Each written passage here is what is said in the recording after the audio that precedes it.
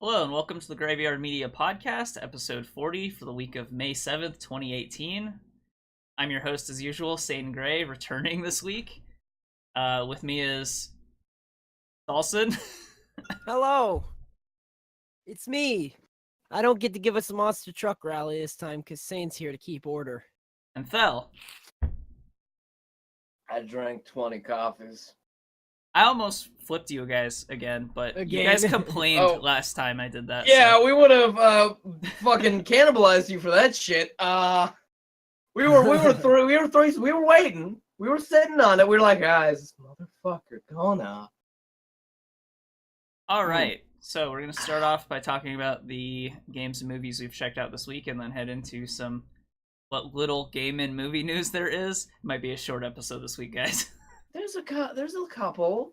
There's like a movie news. One thing happened. Look, there's related like to two Tenacious there's D. like two things that happen in gaming, and both of them are battle royale related. So Yeah. three if you separate two Fortnite topics, but The That's- absolute state of video games. yeah, Fortnite, Yeah. the game industry right now. Yeah. Fortnite Alright. unveiling loot boxes? Plus I wasn't here last week, so I don't know what all you discussed last week. We talked a little bit about Agretzico. We talked a lot I about meant more monster about trucks. the news. Game it. News, yeah. We What's just that? kind of ran through all the news really fast because it was shitty news. As it is in the weeks leading up to E3. Yeah. Such is fucking life. I talked about Call of Duty, I guess. And Shit. Stardew Valley. Oh yeah. Okay. So Thel, why don't you start? yeah, what do we got this week?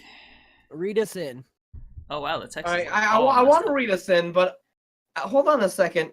Like I'm having like a crisis right now. You guys are gonna have to tell me if this really happened or I dreamt this. Okay. Did either of the Call of Duty studios go bankrupt? I don't No. think so. No. Okay, I'm just going fucking crazy. What do you mean I- by bankrupt? Like, you mean Activision? He's thinking of Infinity Ward or the other Were one. any of them closed? No, none of them were Yeah. closed. Okay, There's yeah, that's what I was wondering. Sledgehammer, Infinity Ward, and Treyarch. This rotation is Treyarch, I believe, because it's Black Ops. Yeah. But I guess what I heard about it was that they just didn't have time to finish the single player, despite also launching like a month earlier than they usually do. So I don't know if that means story is gonna come in later or what, but I'm sure that they just diverted resources to making the Battle Royale mode. They don't give a shit about single player because they know the players don't give a shit about single player. The majority. I don't think that is exactly what happened either, because it sounded like they were already prototyping that stuff. That was like a planned thing, and they had people working on the single player. It just didn't finish in time, is what I was hearing. But I don't know. Man. It's all kind of speculation about why. We just know that definitely there won't be a story, single player story this time. I think they're also doing a remastered for Modern Warfare 2 though. That's just the story though. So they did. Oh yeah. I have heard of that. Yeah, so they did Call of Duty 4 remastered, which was everything. It was the whole game, multiplayer and the story. single player. This time they're just doing the story, but that kind of lines up with, hey, at least there is a story, I guess. I don't know. Yeah. Yeah. And maybe they don't want people to sort of take away from all of the new innovations that they've added in their new Call of Duty games. Well, every Call of Duty Like a feels knife. like is one step forward, two steps back, because it seems like half the time they add a feature, people hate it, so they remove it in the Mhm. next one. Yeah. Yeah, Well, the new Thel, features. what have you actually played or watched this week? Yeah, anyway, back to that. This week, the first movie I want to talk about that I watched was Tony Erdmann, a movie that I have been trying to watch for like fucking since 2016 when it came out, and I heard about it, and it's been on my watch list since then. And I only finally just got around to watching it. It is a German language film about a the basic concept of like a kid has like all this childlike wonder, and their parents are like business people, so they don't have time for all that, and then the kid like uses his childlike wonder to show the parents like what it's like to be a kid again and stuff like that. It's sort of like that, except flipped on its head a little bit, where it's the father is filled with childlike wonder, and his daughter is like a businesswoman working with outsourcing for oil companies. And it is a wonderful movie. It was all of the good things that everyone fucking said about it for like 2 goddamn years that I didn't get around to watching it. Okay, where do I start? It's got this it's got that sort of really, really, really dry humor thing where all of the scenes are a lot of times at the same time gut-bustingly hilarious and horribly depressing. It's sort of like I talked about a movie last year, I think it was, called The Other Side of Hope, which has stuck with me a lot more than I thought it would. I don't remember hearing about that one. This movie is a little bit like that, but it's things like there is a point in time where the father like confronts the daughter after like he tags along with her going out for like a night of partying, where the daughter sort of realizes that her friends are all shitbags when her father like watches how her friends treat her and how she treats herself. They have this confrontation like in the morning after that time, and this confrontation goes, the dude's wearing a wig and like false teeth, comes up with like handcuffs, partially handcuffed to himself, walks over to her and is like, "Miss, I need to arrest you for doing drugs." She grabs like the spaghetti out of the pot and just throws it at him. "You're under arrest, miss." It's like these like really, really heart-wrenching moments that are like created by the most depressing things, but they're executed in a way that's really funny. Huh. And there's a lot of like business stuff going on, like in the foreground of her life, and then he exists in the background of her life, and this is done in the movie as like a very direct translation in the shooting, where it's like in the foreground she'll be talking to someone, and then in the background he'll be like out of focus dicking around with some shit, like pulling a prank or like talking on the phone to someone who's not actually there. He'll sit on a fucking whoopee cushion and just interrupt them. And it has like a confrontation scene where the woman basically is like, "Okay, I want to figure out, sort of weed out who in my life really actually gives a shit about me and who doesn't, who is like just basically gives a shit about themselves." And she does this by having like a naked party where she has everyone take off their clothes or else they're not allowed to come into the house and be part of the party. And it's a wonderfully beautiful scene where it's like he's all these people just showing up at her door, like all the people who actually give a shit are like showing up at the door naked. You're like, "Oh, good, I'm glad, I'm so happy about this." A wonderful. That seems like an unreasonable request. You're not my friend unless you strip down naked in front of a bunch of other people. Oh no! Let me explain. Also, that sounds like something that some people would just find fun anyway, regardless of whether they really care about her. I feel like if I had a friend who told me that the requirements for coming to a party was to be naked, I probably wouldn't go to her party. But that wouldn't necessarily mean that I wasn't like her friend. It was just that I didn't want to be naked in a party. It was more of the thing with like it was basically a joke, because one of the thing it was because the big point of the movie is the father came into the daughter's life after like going on holiday and just finding out that like not only her but all of the people that she worked and lived with were like completely humorless and just painful to be around, and he felt so sorry for her. So like when she decided that she was going to like make a joke, she wanted to see how many people would like fucking go along with it. There was a point in the movie where like really early on in the movie where he came into like a business meeting and talked to her boss. It was like, yeah, you guys are keeping her a lot. I had to buy a second daughter. Yeah, she clips my toenails. Yeah, the cakes are better though, but and then later on it's like they have a conversation. Oh yeah, he had a good idea, buying a second daughter. And so then he had to put like false teeth in his mouth. It's like, don't steal my fucking idea from me. And later on, they talk about this, the daughter and the father. It's like, what the fuck was that all that second daughter thing about at the dinner? What the fuck was that? What was with the false teeth? I had to do something so that he would know it was a joke. It was all around a fucking wonderful movie, a great story about a father trying to reconnect with his daughter. It's pretty long, but it's like it's like long in that way that it's like, okay, it feels like I don't know how you would make this movie any shorter, right? Because like everything, it's very well edited. Everything that happens, ridiculous. Yeah, it is. It can be like it's very, very grounded, but it's also very, very ridiculous at the same time, which is great.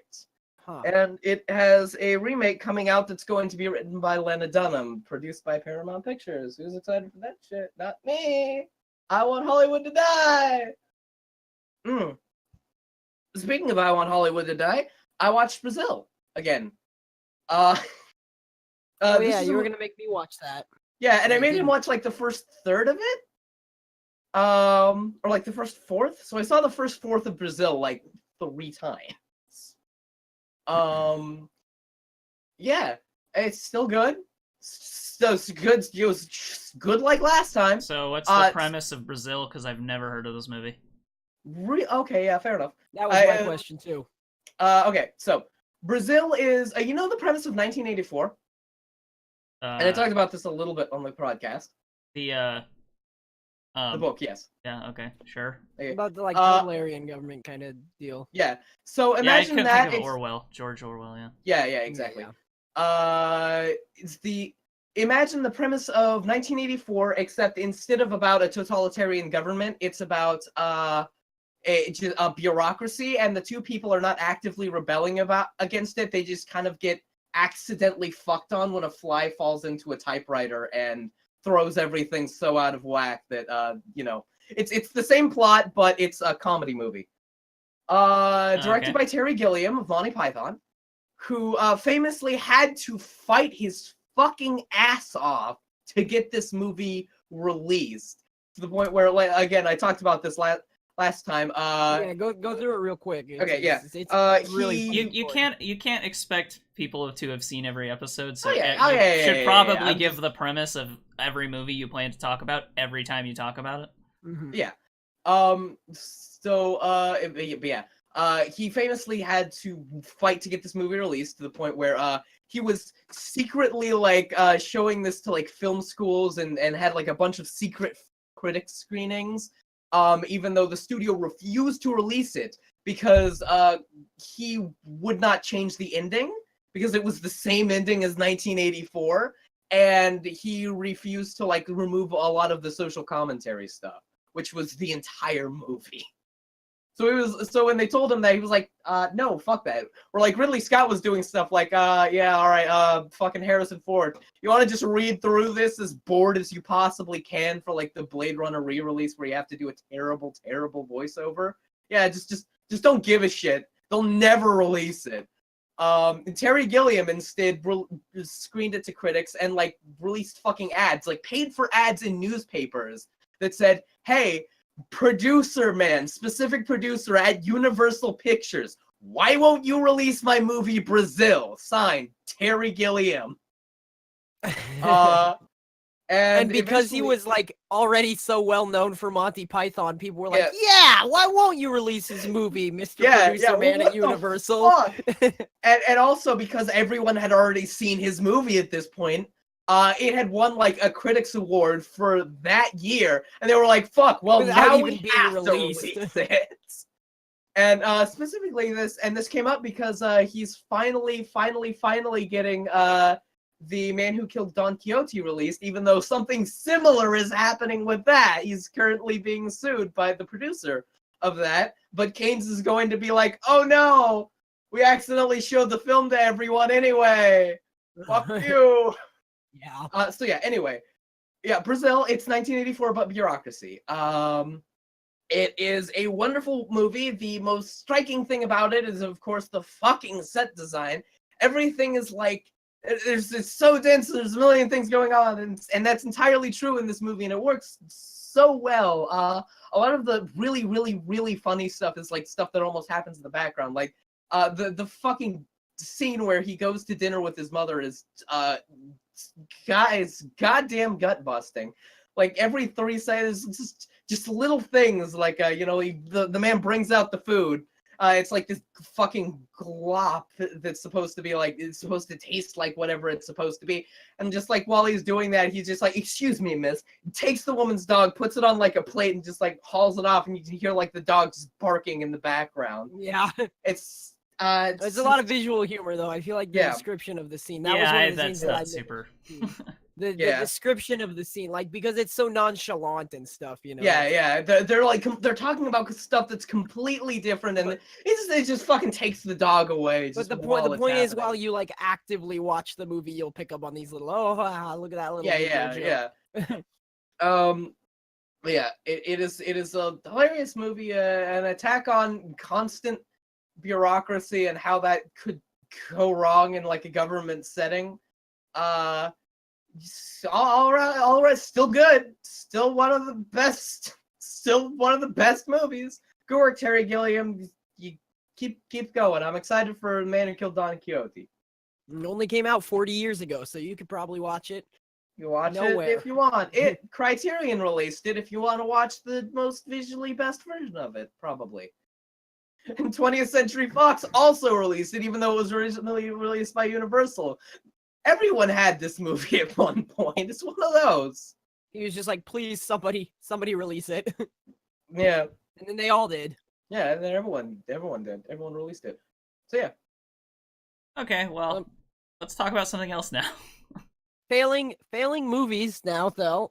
Did you have any games that you actually played this week? I think maybe. Played Euro Truck. Oh! I actually I played a little bit of Battletech. Not very much. Just like the first 2 missions. How is Battletech? Do you want to talk about Battletech? I'm actually pretty interested. So. I played just a little bit of it, not a ton. It's fun. I stepped on some tanks. It's got that Battletech stuff. Yeah. Hold on, Battletech is a mech turn-based strategy game. Yes. It takes place in the Mech Warrior universe, but earlier. Well, it takes place in the Battletech universe. Battletech first. Mech Warrior takes place in the Battletech universe. Battletech universe, yeah. Okay, but if we're talking about video games, people probably know the name Mech Warrior better. Probably, that is true. So yeah, Mech Warrior and Battletech are in the same universe. Battletech came first. And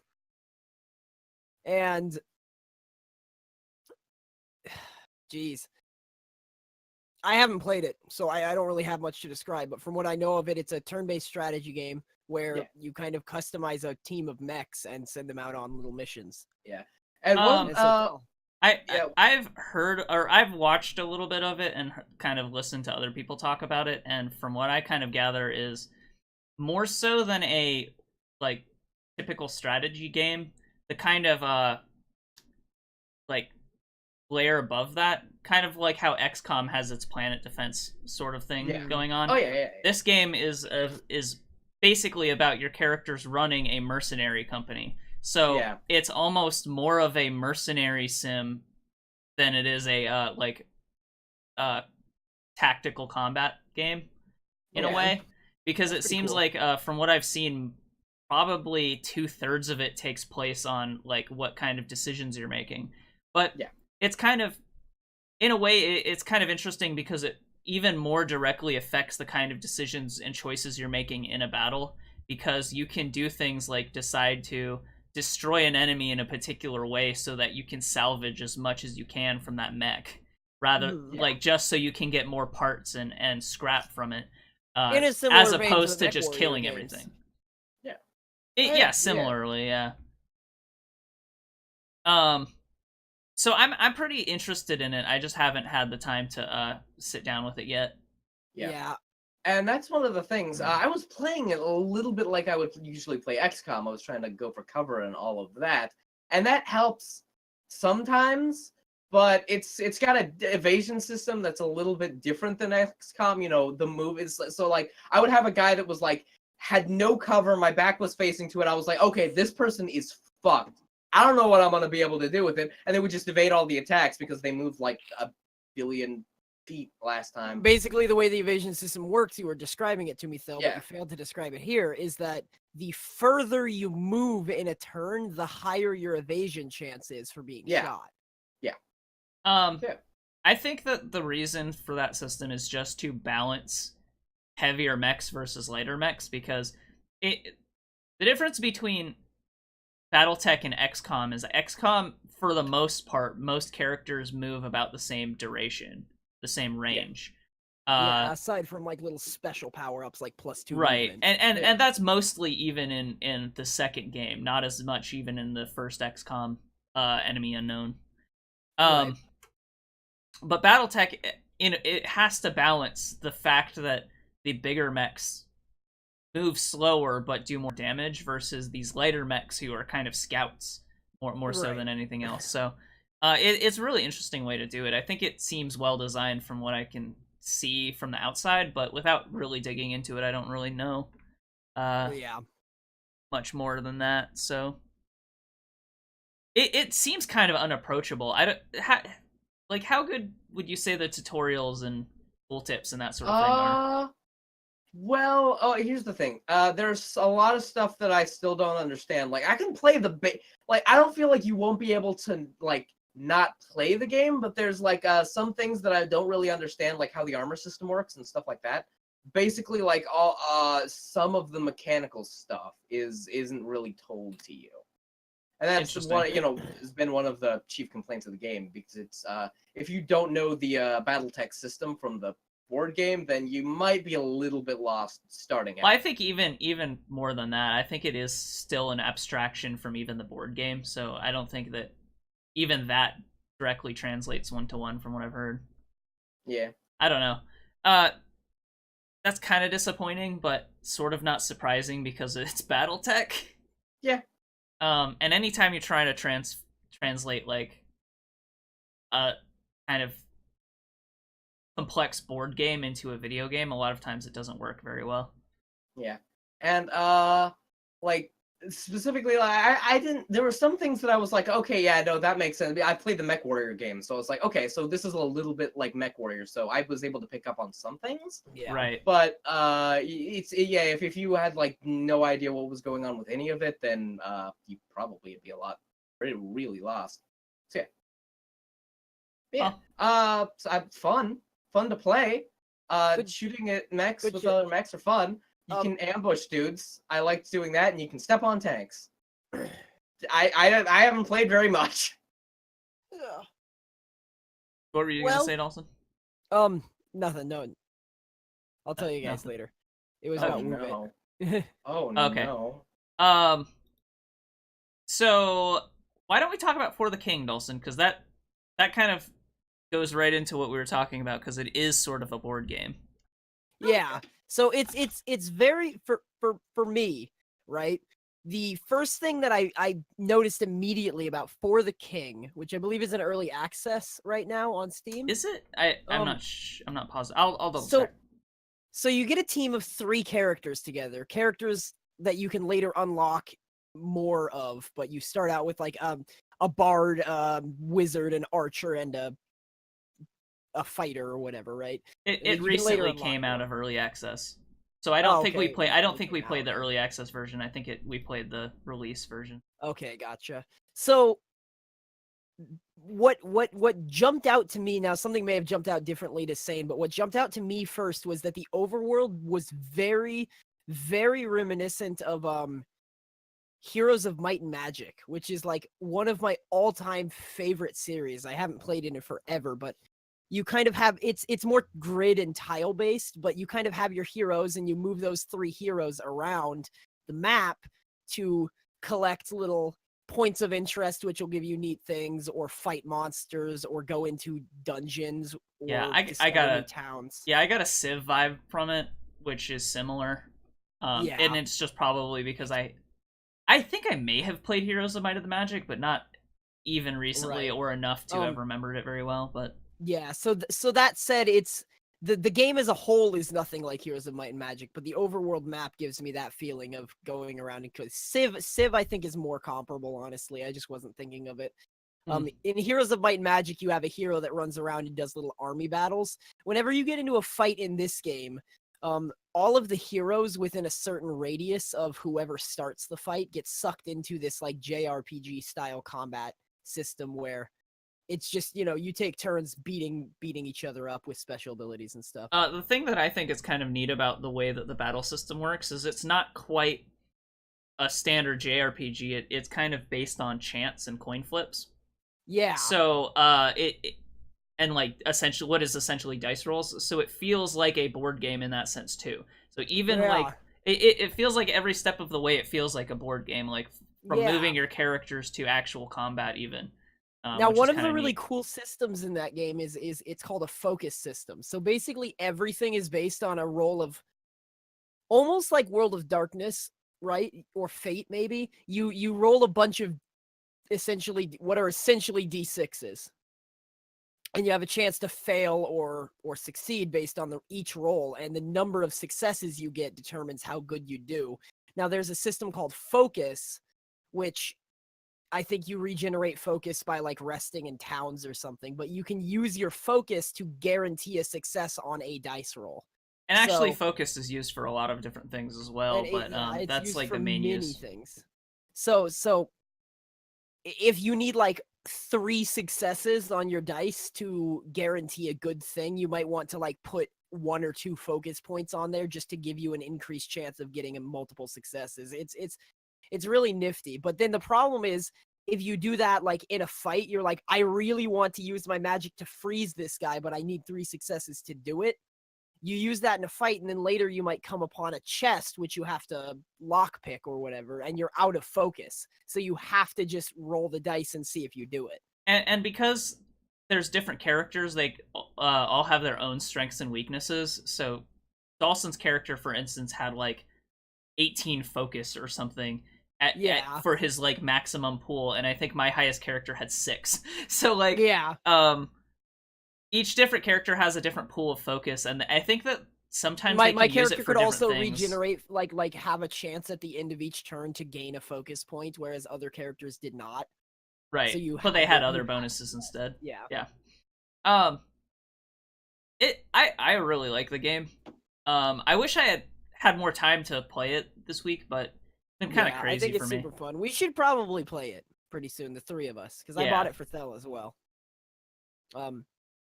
It's pretty great. Yeah, I'd definitely like to put more time into it. And then on top of, so there's at least 2 modes. We were playing kind of the open free mode, but there's also like a story mode. Yeah. That was another thing that reminded me of Heroes in Might and Magic, because it sounded like the story mode were like scenarios that you went through. And then like in Heroes of Might and Magic, and then the open world mode kind of randomly generates a map and tells you to take over the world or whatever. Right. And then as you go on, like after a number of turns, there are different events that happen in the map, and then different tiles will have different events, and as you go on, you'll unlock more events and stuff that you can kind of add to your pool of things that could happen. So it seems like it does have sort of a meta progression as well, where the longer you play, the more things unlock for you to experience. It's not meta. It's meta progression. All of like maybe like this is a very bad comparison. Don't think of this game as even similar to what I'm about to say, but the meta progression style is almost similar to Binding of Isaac. You don't really unlock new things that you get at the start of your game besides heroes. you unlock new things that may happen in your game. So you can unlock new monsters to fight. You can unlock new events or new weapons that you might find. And that's a pretty, and unlocks is a pretty common meta progression. So I think it works well for this. I would like to see more starting characters because I think in the beginning you have a choice of like 4.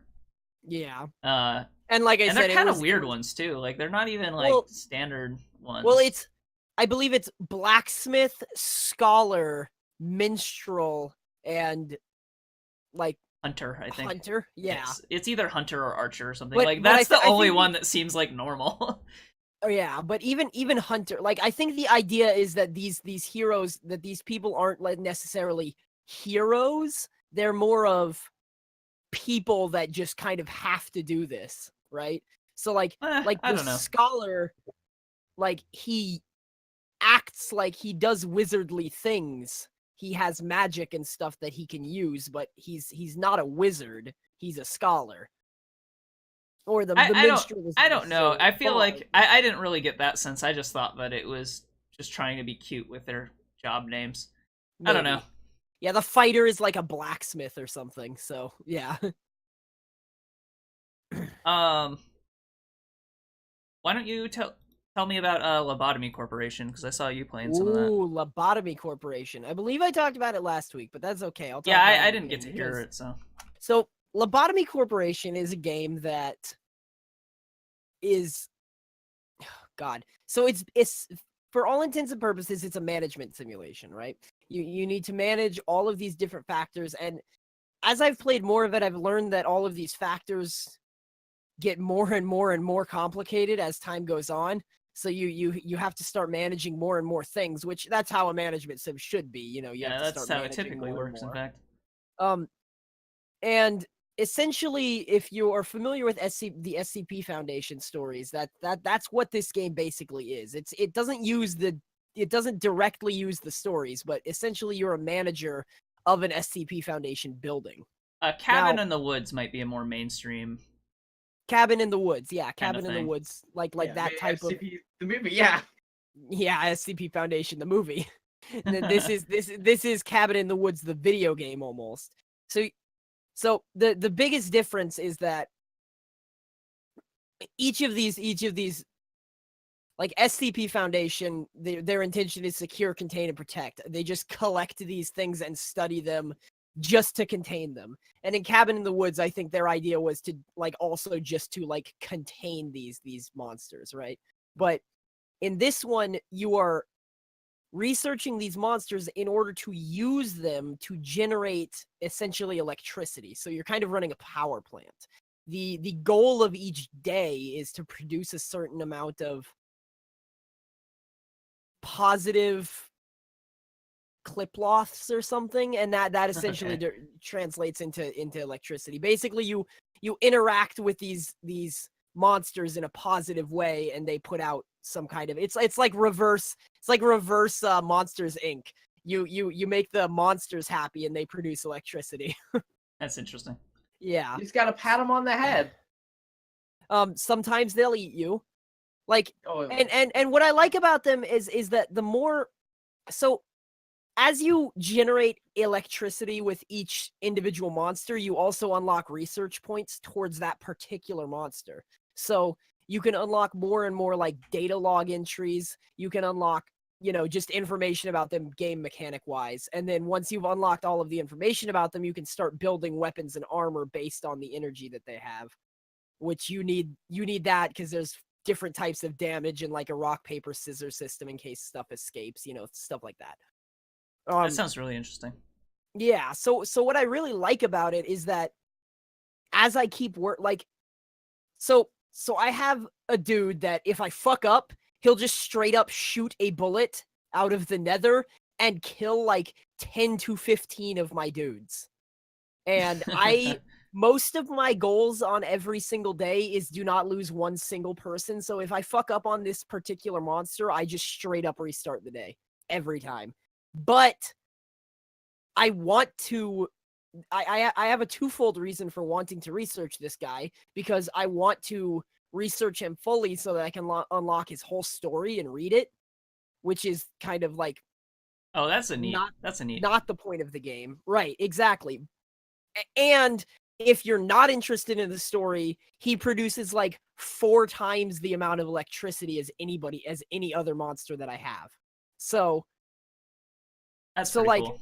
yeah, so I really like I could just go with each monster and just research them over and over again and get this slow little progression on my electricity, or I could research this guy and get a lot of electricity for that day. That But more importantly, I want to learn about the story. I want to unlock the research on him so that I can read it.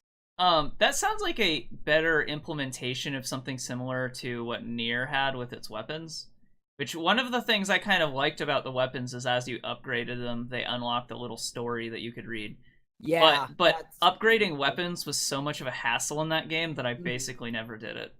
Yeah.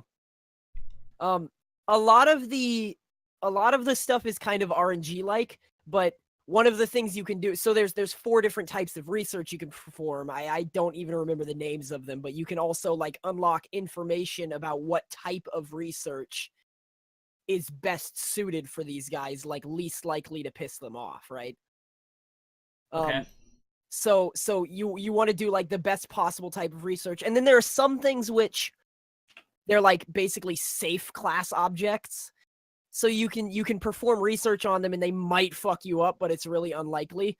But depending on what type of research you do, you get different bonuses. Like I had a vending machine that spits out soda. And depending on the type of research I did, the soda would either like restore a character's health or their sanity or something like that, right? So they're not all going to just absolutely fuck you up. But I have a there's question. just yes. Um, so the UI kind of looks similar to something like Fallout Shelter. Is that a good No. comparison, or is it? No. It's not a good comparison at all because you don't that's a very good point. You don't get to build your lobotomy corporation at all. Um well, I shouldn't say at all. So essentially you can unlock different research teams. Like you start out with 1 and each research team can hold 4 monsters. As you progress through the game, you can unlock more and more research teams, and each research team gets their little segment of the map. But the map, like, hypothetically, if you unlocked all of the research teams, the map would be the same every time. Okay. So they all have their different sections that they go into. Do you control and drag them around like Fallout Shelter, or do you just tell them where to go and Yes. stuff? So what you essentially do is you click on a guy and then you tell him go do this type of research on this monster. Okay. Yeah. And That then of course each individual person that you hire, so depending on how well you do for a day, you get more LOB points. I'm not sure what that means. But each individual person you hire starts out as shitty lobotomy as points. possible. Yeah, that's probably it. They start out as shitty as possible. You spend your lob points to upgrade them, and they can also upgrade themselves by doing different types of research. So if you want somebody to have more health, you send them to do insight research or instinct research or whatever type of research it is that Right. gives you more health. So they kind of level up based on what they do, and you can just force level them up if you have enough points from doing good for that day. Yeah, lobotomy It's corporation sounds pretty interesting. it's I might pick very that up. interesting, but I think It the seems right bottom up my line of alley. the bottom line of what I'm talking about, I guess, is that my favorite thing about it is that there are all these interesting monsters to unlock and research, and then you can kind of read these stories. Because I really wanted to go back and read SCP Foundation, but there's something like 4,000 SCPs now, and like Half of them are trash. 3,500 of them suck. So Yeah. so yeah. Um this is really scratching that itch, and there's a game tied to it too, so it's really cool. Right. I like it, and I strongly recommend it. It's a little steep though. I think it's like $25. So keep that in mind before you Well, buy I it. mean, for a really deep management sim, that might be worth it. Exactly. Yeah, I'm totally interested. I might pick that up because Yeah, you could give it a I shot. really, On my I fair really share, too. like management sims. So yeah, I don't know. Hey Thel, Hmm? you've been playing more Stardew Valley lately. You want to talk about that a little bit, or? I've been playing a lot of Stardew Valley, but I haven't really like done any of the new stuff. I haven't tried the multiplayer yet or anything. You're just getting back into it just cause. Yeah, I'm just playing more Stardew. So if you don't know, Stardew Valley is like a game like all of those. You probably know it was incredibly high selling like 2 years ago, and last year. It recently came out on the Switch, and it's been in the top 5 since it came out. Yeah, and that was actually that recently. It's been out for a few months, and I think it's never dropped below top 5. Yeah, so it's like Harvest Moon. Still fun, still good game to play. I haven't done any of the stuff that's changed. Yeah, I want to dive back into it because I didn't get very far into it the first time, and I kind of fell off. And I don't know. I'd like to put more time into it, especially since they've added a bunch of stuff. I'm just wondering if I want to try doing it in multiplayer, or if that seems like maybe that's more of a solo game. I don't know. Yeah, I want to try it in multiplayer because I really enjoyed it, but I fell off it hard. And it's same reason I always fall off of single player games, just solely because I play games with you guys more than I play them alone. Right. So the multiplayer is it sounds supposed to be 2 or 4 player? It's probably 2, right? It's multiplayer. I think it can be like how many ever people you can fit in the server. I don't know. Well, that's good. Hold on, let me. I think I did there was an article about it. Let me see if I can find it real quick. Okay. Yeah. Yeah, I actually up to 4 players.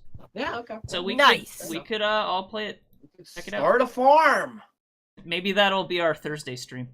Yeah. Stardew Valley. Okay. Why don't I talk about something I played this week? No, Sane doesn't get to talk. Okay. Monster trucks. Go on, Sane. Okay, well, instead of monster trucks, I'll talk about Monster Prom. Hell yeah. Oh. It's the monster-themed month. So, Monster Prom is a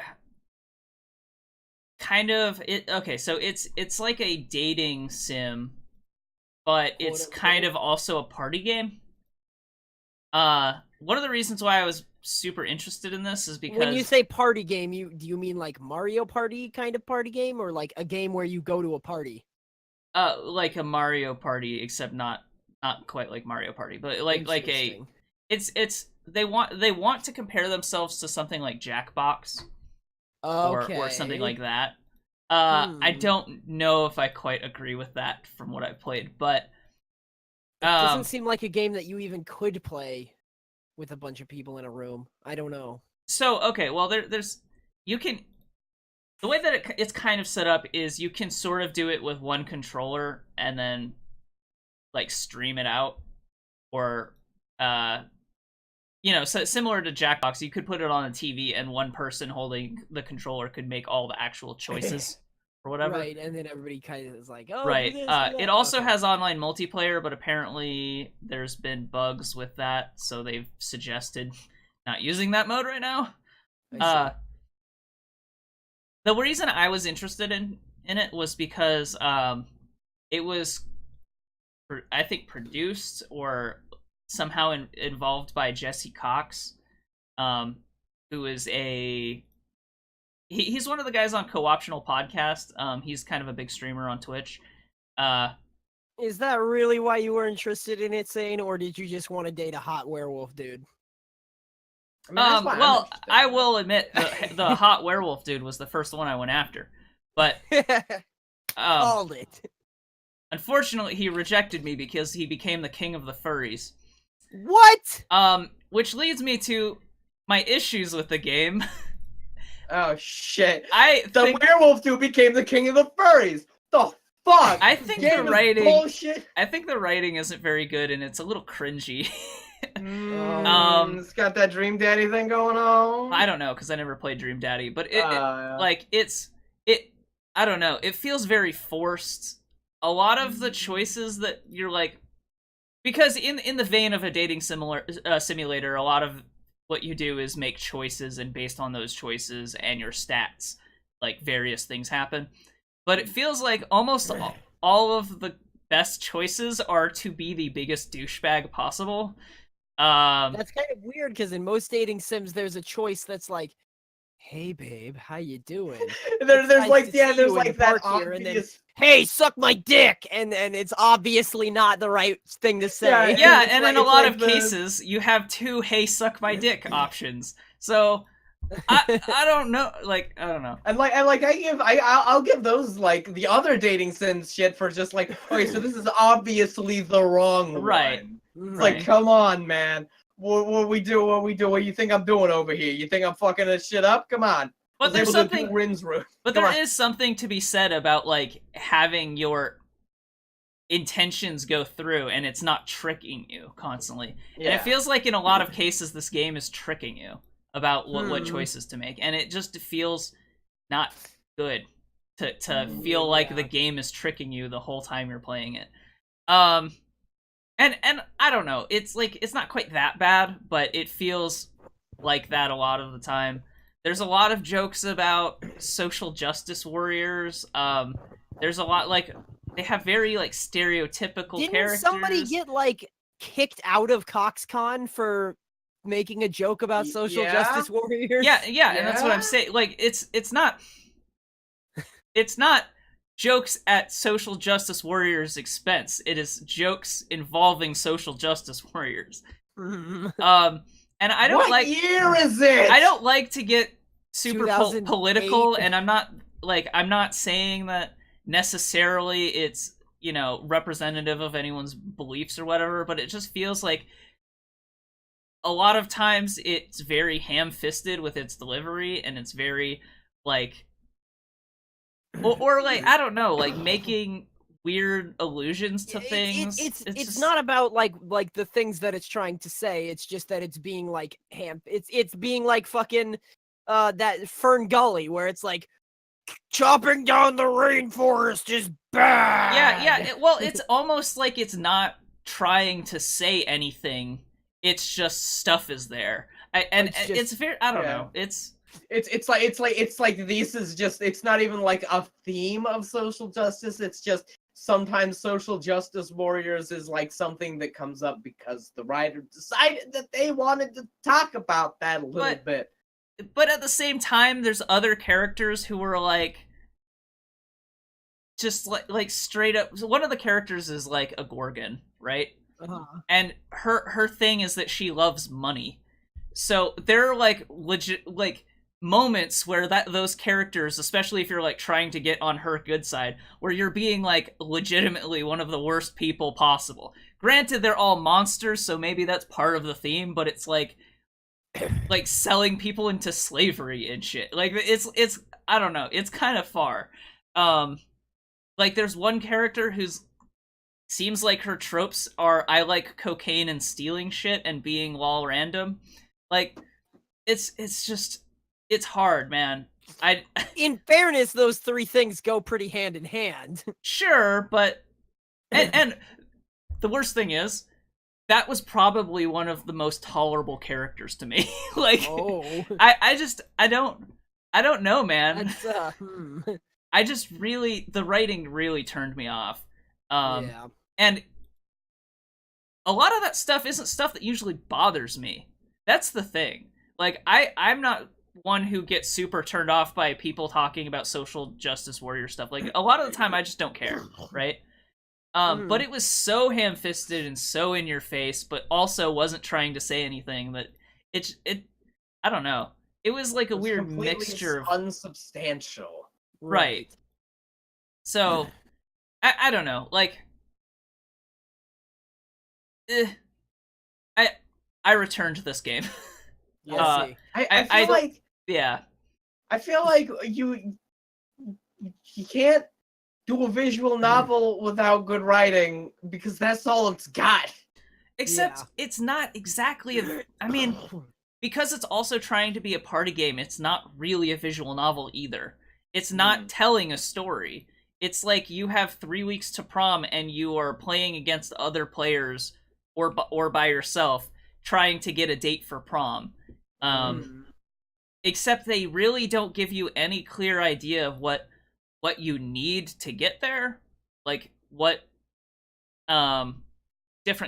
what different characters' requirements and like stat wise are for you to actually get with them.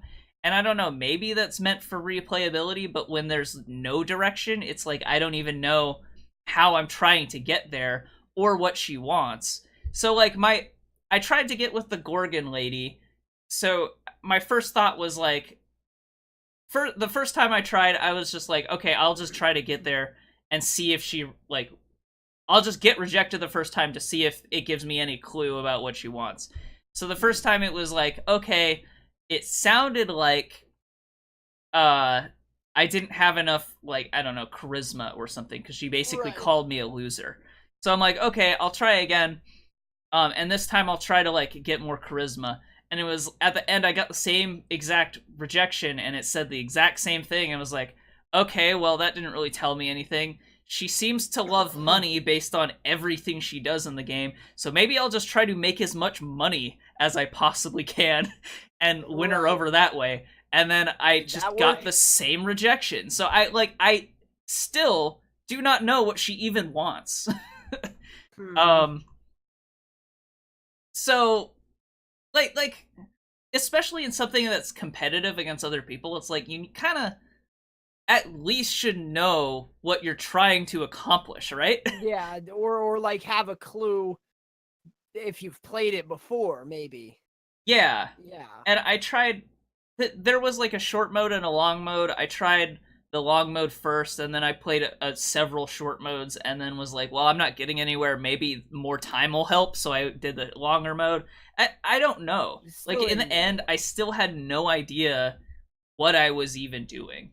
So even, like, maybe if you liked the writing, it would get you through it, but I didn't like the writing, and I didn't really know what I was doing gameplay-wise, so it just kind of fell flat on all accounts for me. That being said, other people are enjoying it, so maybe it's just me, but I don't know. Yeah. And it kind of had this thing, like, once you completed a game, it either unlocked more events, or... Yeah, I guess it did unlock more events, so after you won, it would unlock more endings and events and stuff. Okay. The first time... I think each character has a secret ending, and the first time I did, I went after the werewolf guy, except he had this subplot of there were these groups of people, or these groups of animals who hung out in the woods who liked him. And so, over time, you found out that these were not animals, these were people in costumes, and it was like legitimately they were straight up furries who were into him because he was a werewolf.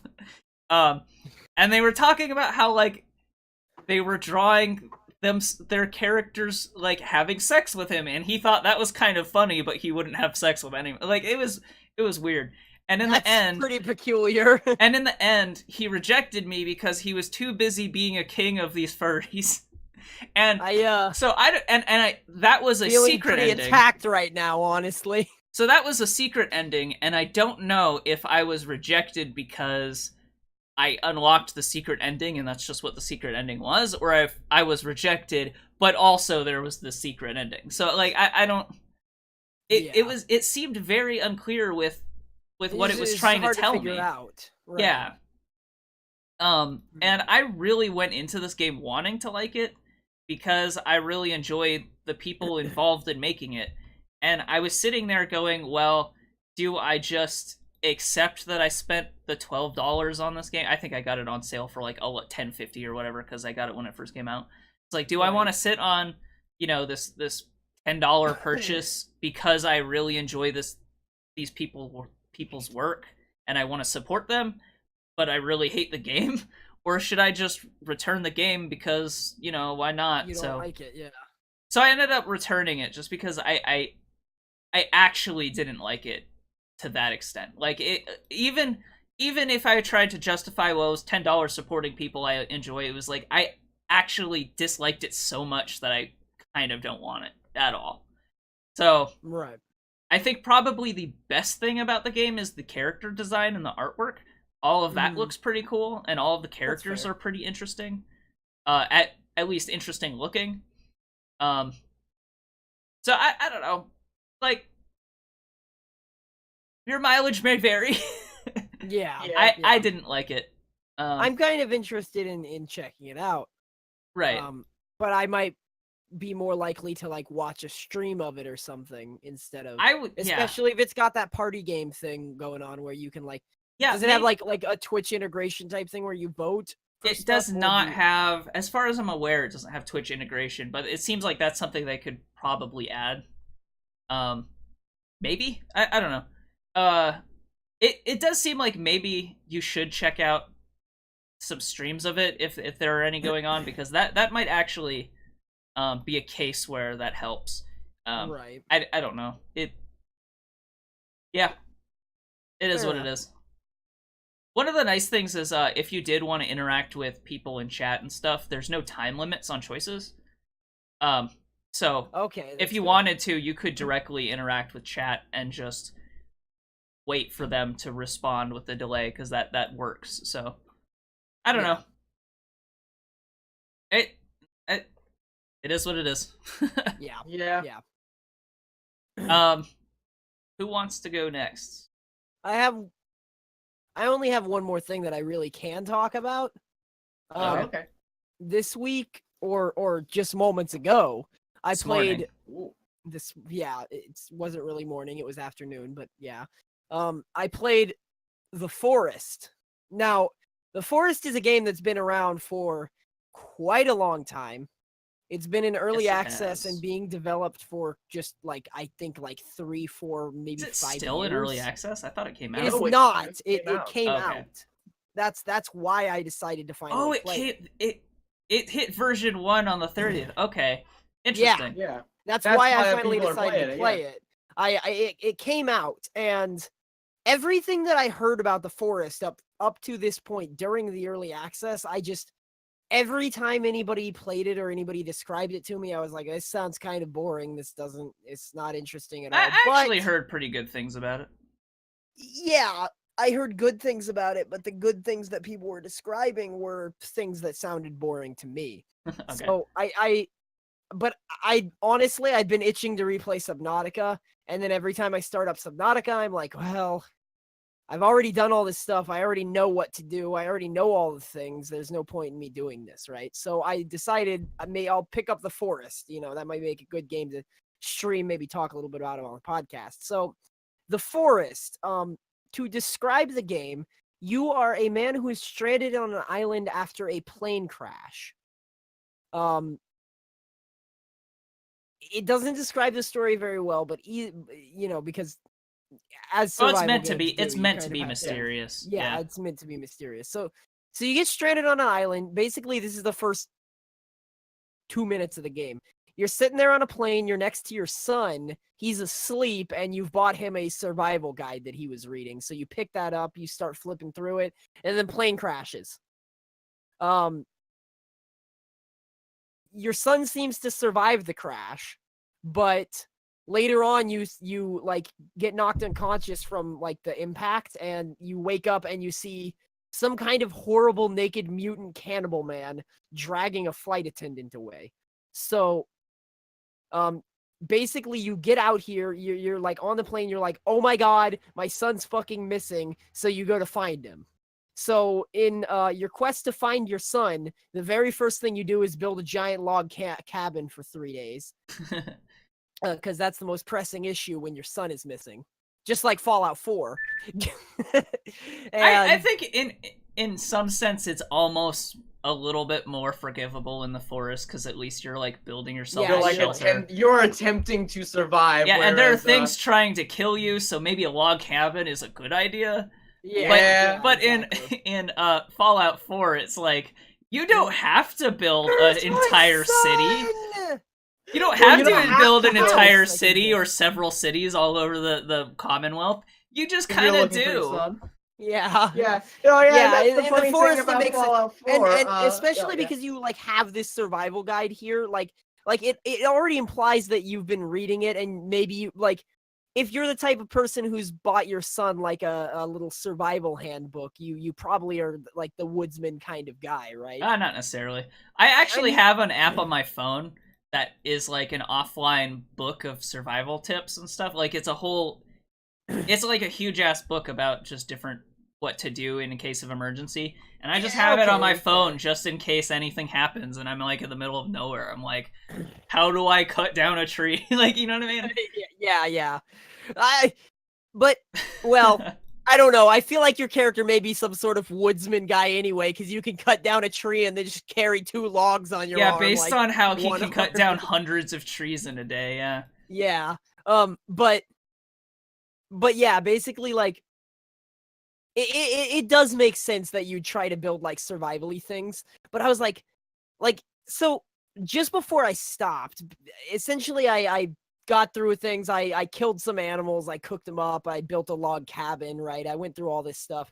I fought some cannibals. I got accosted by cannibals. I almost died.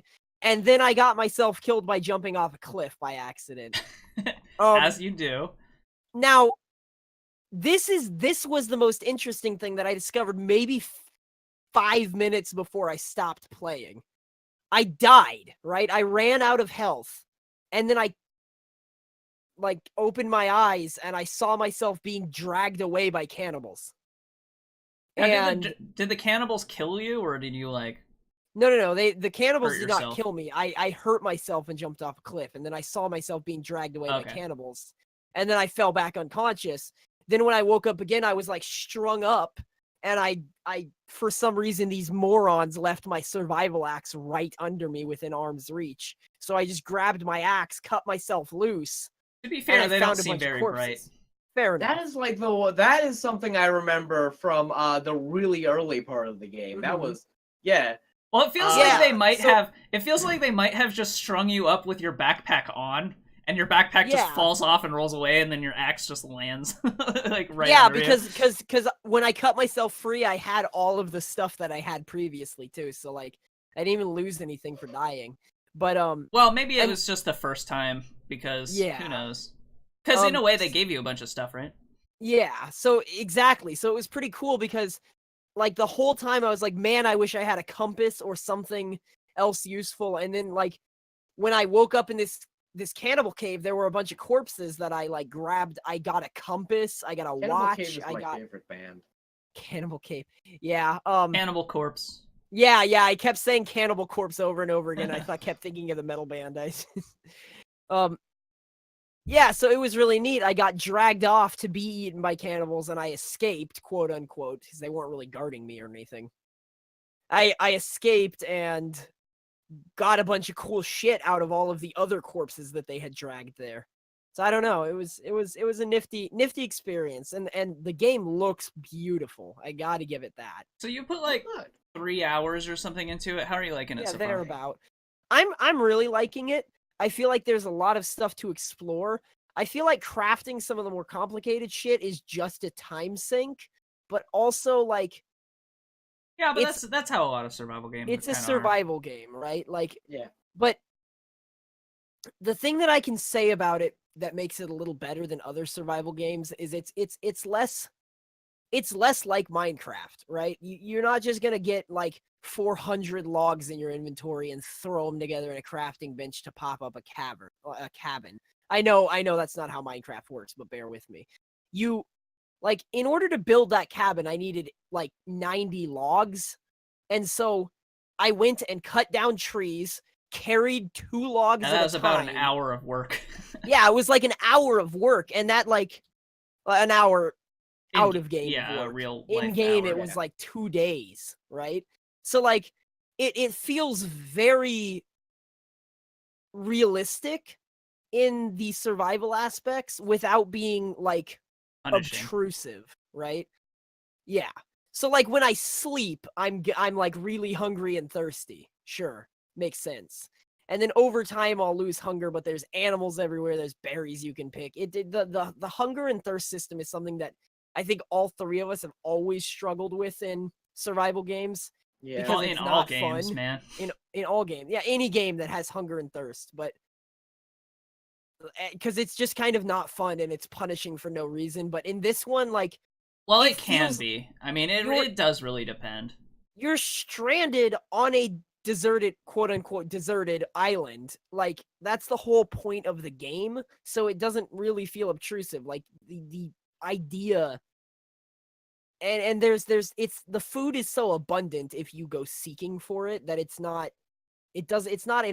disruptive to any of your other goals. You know? I feel like the problem with food in video games is you run this tight line where either you put it in as some sort of bonus thing that people might just not use at all, like something in like Fallout, I guess. Yeah. At most you'll get like maybe a tick of perception for a while, and granted, in survival mode in Fallout that you need food and whatever, but like just the normal Fallout, it's like I don't really need all of these snack cakes, so I basically don't even pick up food in Fallout a lot of the time. Yeah. But then there's also like the other side of the coin, like I don't even like 7 Days to Die. Felt like all you were ever doing was looking for food. Yeah, there was like you couldn't do anything else because all you could do was look for food. Right. Whereas in the forest and Subnautica especially, like at one point in Subnautica you get a thermal knife where if you knife a fish with it, it just automatically cooks it, and there's fish fucking everywhere. You're not going to run out of food. Water might be a little bit more of an issue, but at the same time, if they make it too meaningless, then it's like just busy work, and that's almost worse. So who knows? Like it's one of those things where really food is have to go always on like this a weird fine thing. balance. Yeah. Yeah. I almost prefer it when it's like stat bonuses, like temporary stat bonuses, because then at least I can safely ignore it.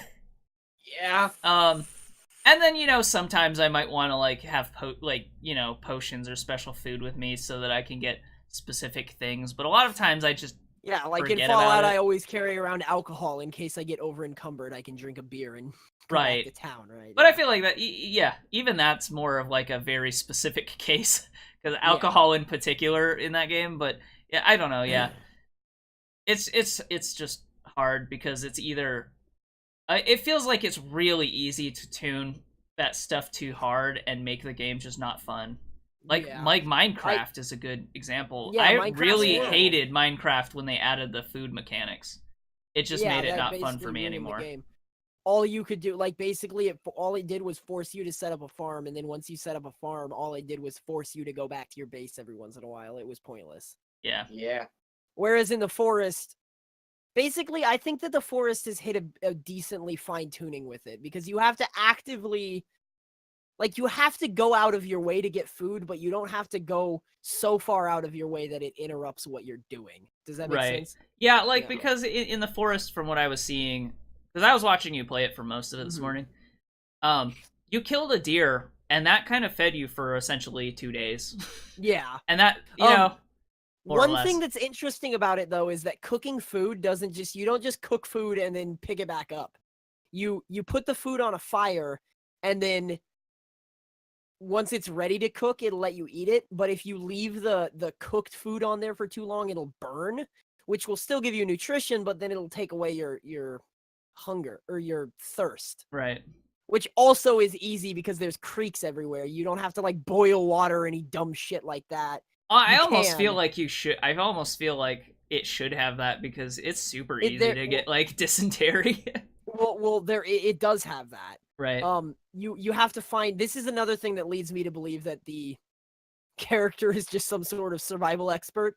Because you have to find particular places in water, right? Like you have to find clear running water. That's like a real survival tactic. If you can't boil your water, you want to find clear running water. Yeah, well, because that's always been a thing. You want moving water, because that means the surface has nice water a lot of the time. So stagnant water or slow moving water is like you bad. can't just go drink out of a lake anytime you want, but you can get a water skin, scoop up the water, and then go home and boil it in a pot that I found.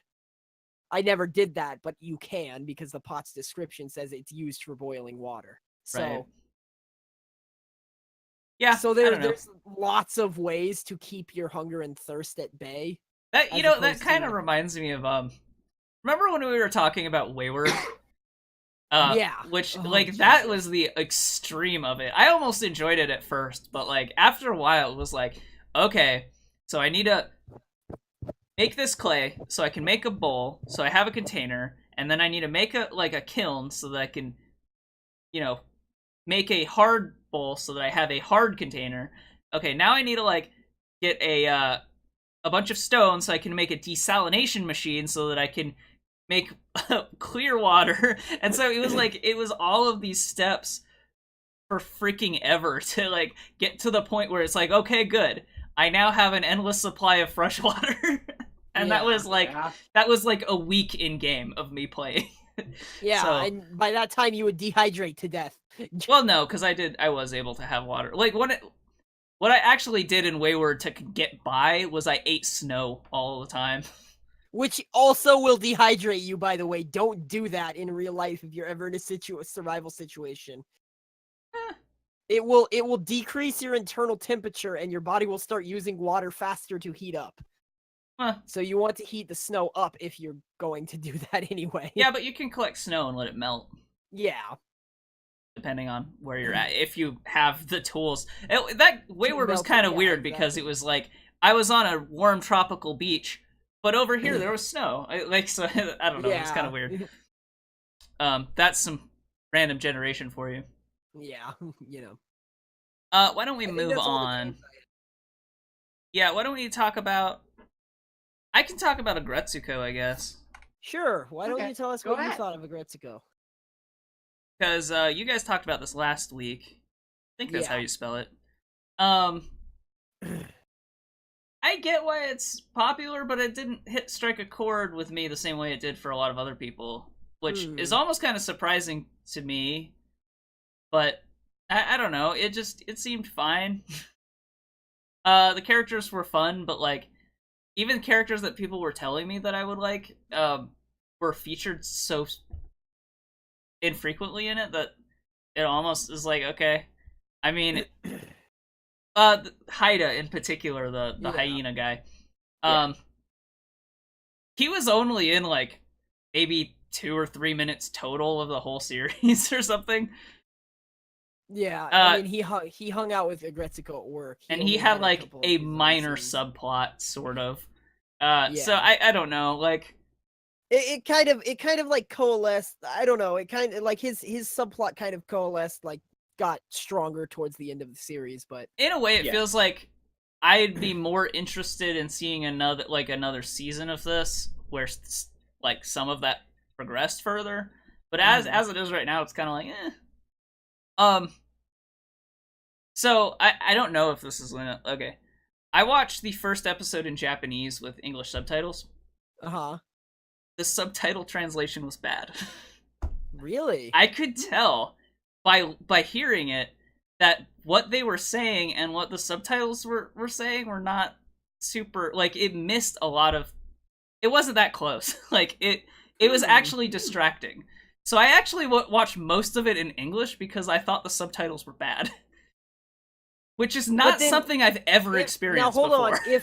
If the subtitles were bad, then logically following, wouldn't the English dub You be might bad think as that. well? You might think that, but the English dub was better localized than the subtitles were. Weird. Yeah, and I've never experienced that before. That's really strange. So I don't know what that was about, but like I don't so I don't know. Maybe that's it's probably only a thing that really I would be bothered with, Yeah, because if you know both Japanese and English. I know a little bit of Japanese. Not even enough to like I could make small talk and, find where I would survive if I went to Japan. I would know how to ask for things and basic directions and stuff. Right. But like even from what little I did understand, the English subtitles just seemed off. They seemed to it's weird because they were in this place where they weren't quite machine translation, so they weren't like literal translation of everything they were saying, but it was also not good localization either. It was sort of in this middle place where it's just like it was just not good. I don't know. And it was like super noticeable because if you watch in the second episode, there's that cat girl. Puko. I don't Puko. Yeah. If you watch the English translation of that, her like the dialogue, the dialogue is actually like pretty substantially different, but it's rearranged in a way that makes more sense for an English speaker. Right. And the way that her tone and how she talks was better, like more, I don't know, matched her character better than just the direct translation. It was weird. I've never experienced that before, and I don't like. I do watch like a decent amount of stuff dubbed, but I don't know what it was. It was just weird. I actually tried. I watched the first episode in Japanese, so I was going to watch it in Japanese. Like I just went out of my way to switch to the dub because it seemed off to me. So yeah, so Thel and I watched it entirely in Japanese with subtitles, but Yeah. that's because we just usually do that. right. Yeah. Both of us individually and together both just usually do that. Yeah. But like I never noticed any so like not knowing basically any Japanese, I never noticed anything that came off as strange to an English speaker. Does that make sense? Yeah. So Yeah. like I understood sometimes. Maybe it's because just I watch a lot of subbed anime or subbed foreign language things.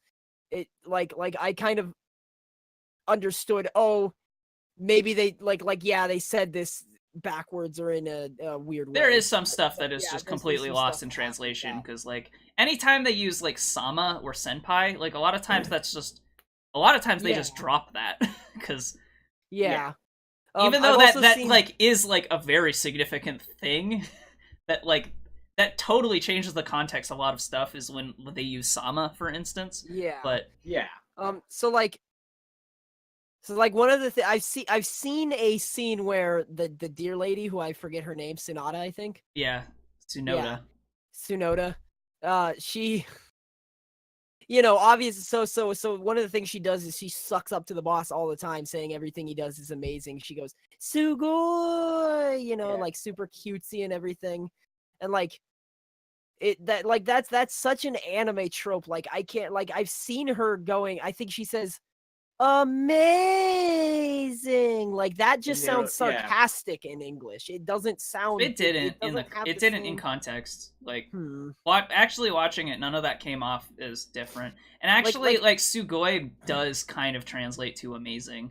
Yeah, it's actually more like it's actually more like so cool. But I think it was translated both ways in the localization. I think like, it worked fine. See, like I saw the scene in English, but I again, like you said, I guess I saw it out of context, where she's just saying everything Boss Hog is doing is amazing, and it sounds really sarcastic to me. I think it would have been better served to say something like, "Wow." I mean, she did a lot of times too, though. Is what I'm saying. Like it didn't it didn't come off as sarcastic because there was a pattern of it.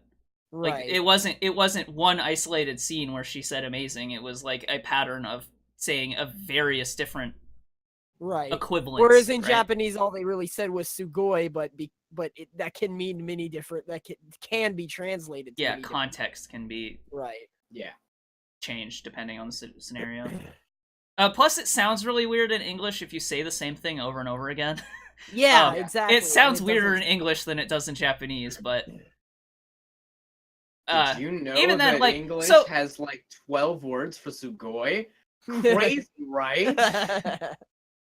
So like, I don't know, because the localization wasn't bad though. Like none. Right. I feel like I got the same. I've honestly I have heard really good things about it. Everybody seems to like the English version, so I feel like I've gotten a lot of the context translates. So yeah, I'm just like a subs purist. Although on that point, The Netflix series was developed in English and Japanese simultaneously. It's just that the source material is Japanese, so that's why I decided. Yeah. No, that's fine. And Yeah. I think that for me it really depends. And a lot of times one of the things that makes me switch to the dub more so than anything else is if it has a lot of fast action.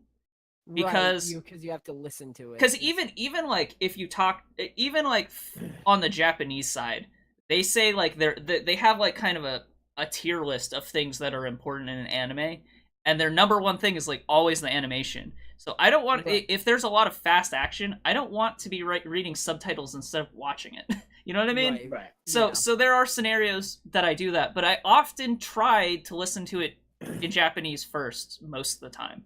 Unless there's an annoying character. But that goes for both sides. Like, I'll switch back, too. Yeah. if one of the English voice actors is just really bad or something. That's a funny story. When I first started watching One Piece, there was so much to catch up on, and I was like 15. Right. There were like 300 episodes, and there's like 900 now. But I watched like the first like 150 episodes in English, and I was like, the first time I heard Luffy, I was like, Jesus Christ, he sounds so annoying. Luffy's I hate him. So bad in English. Yeah, and then I switched to the Japanese voices once I ran out of dubbed material from Funimation, because there was no way I was watching the 4Kids dub of anything ever. Yeah.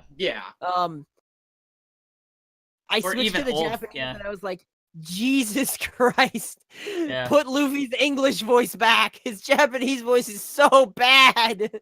It's like that with Dragon Ball Z too, man. You can't. Yeah, I by cannot. now I like can't. all of the characters talk like girls. You cannot listen to fucking Goku. I don't know Goku's how the Japanese audience listens to Goku's voice. This is fucking. And then sometimes it's like whatever you hear first seems more natural a lot of times. Yeah. So like there's some I mean, there's like legacy anime that I don't watch the dub or the sub for because I am used to watching Cowboy Bebop and shit like that. Well, Cowboy Bebop has a really good dub. So that's not even like that's setting aside that. I'm saying something like Inuyasha. I'd probably not watch that in Japanese. You're right. I think Inuyasha is one of those anime that the dubbed version actually like rearranges the episodes and creates a story that's just not even the same thing. Though I don't think so.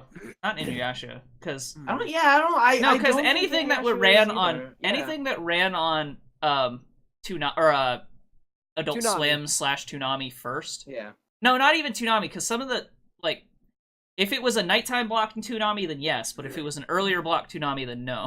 Because anything that ran straight up Adult Swim. Anything that ran on at late night, had good wasn't changed in terms of that stuff. It was just direct translated.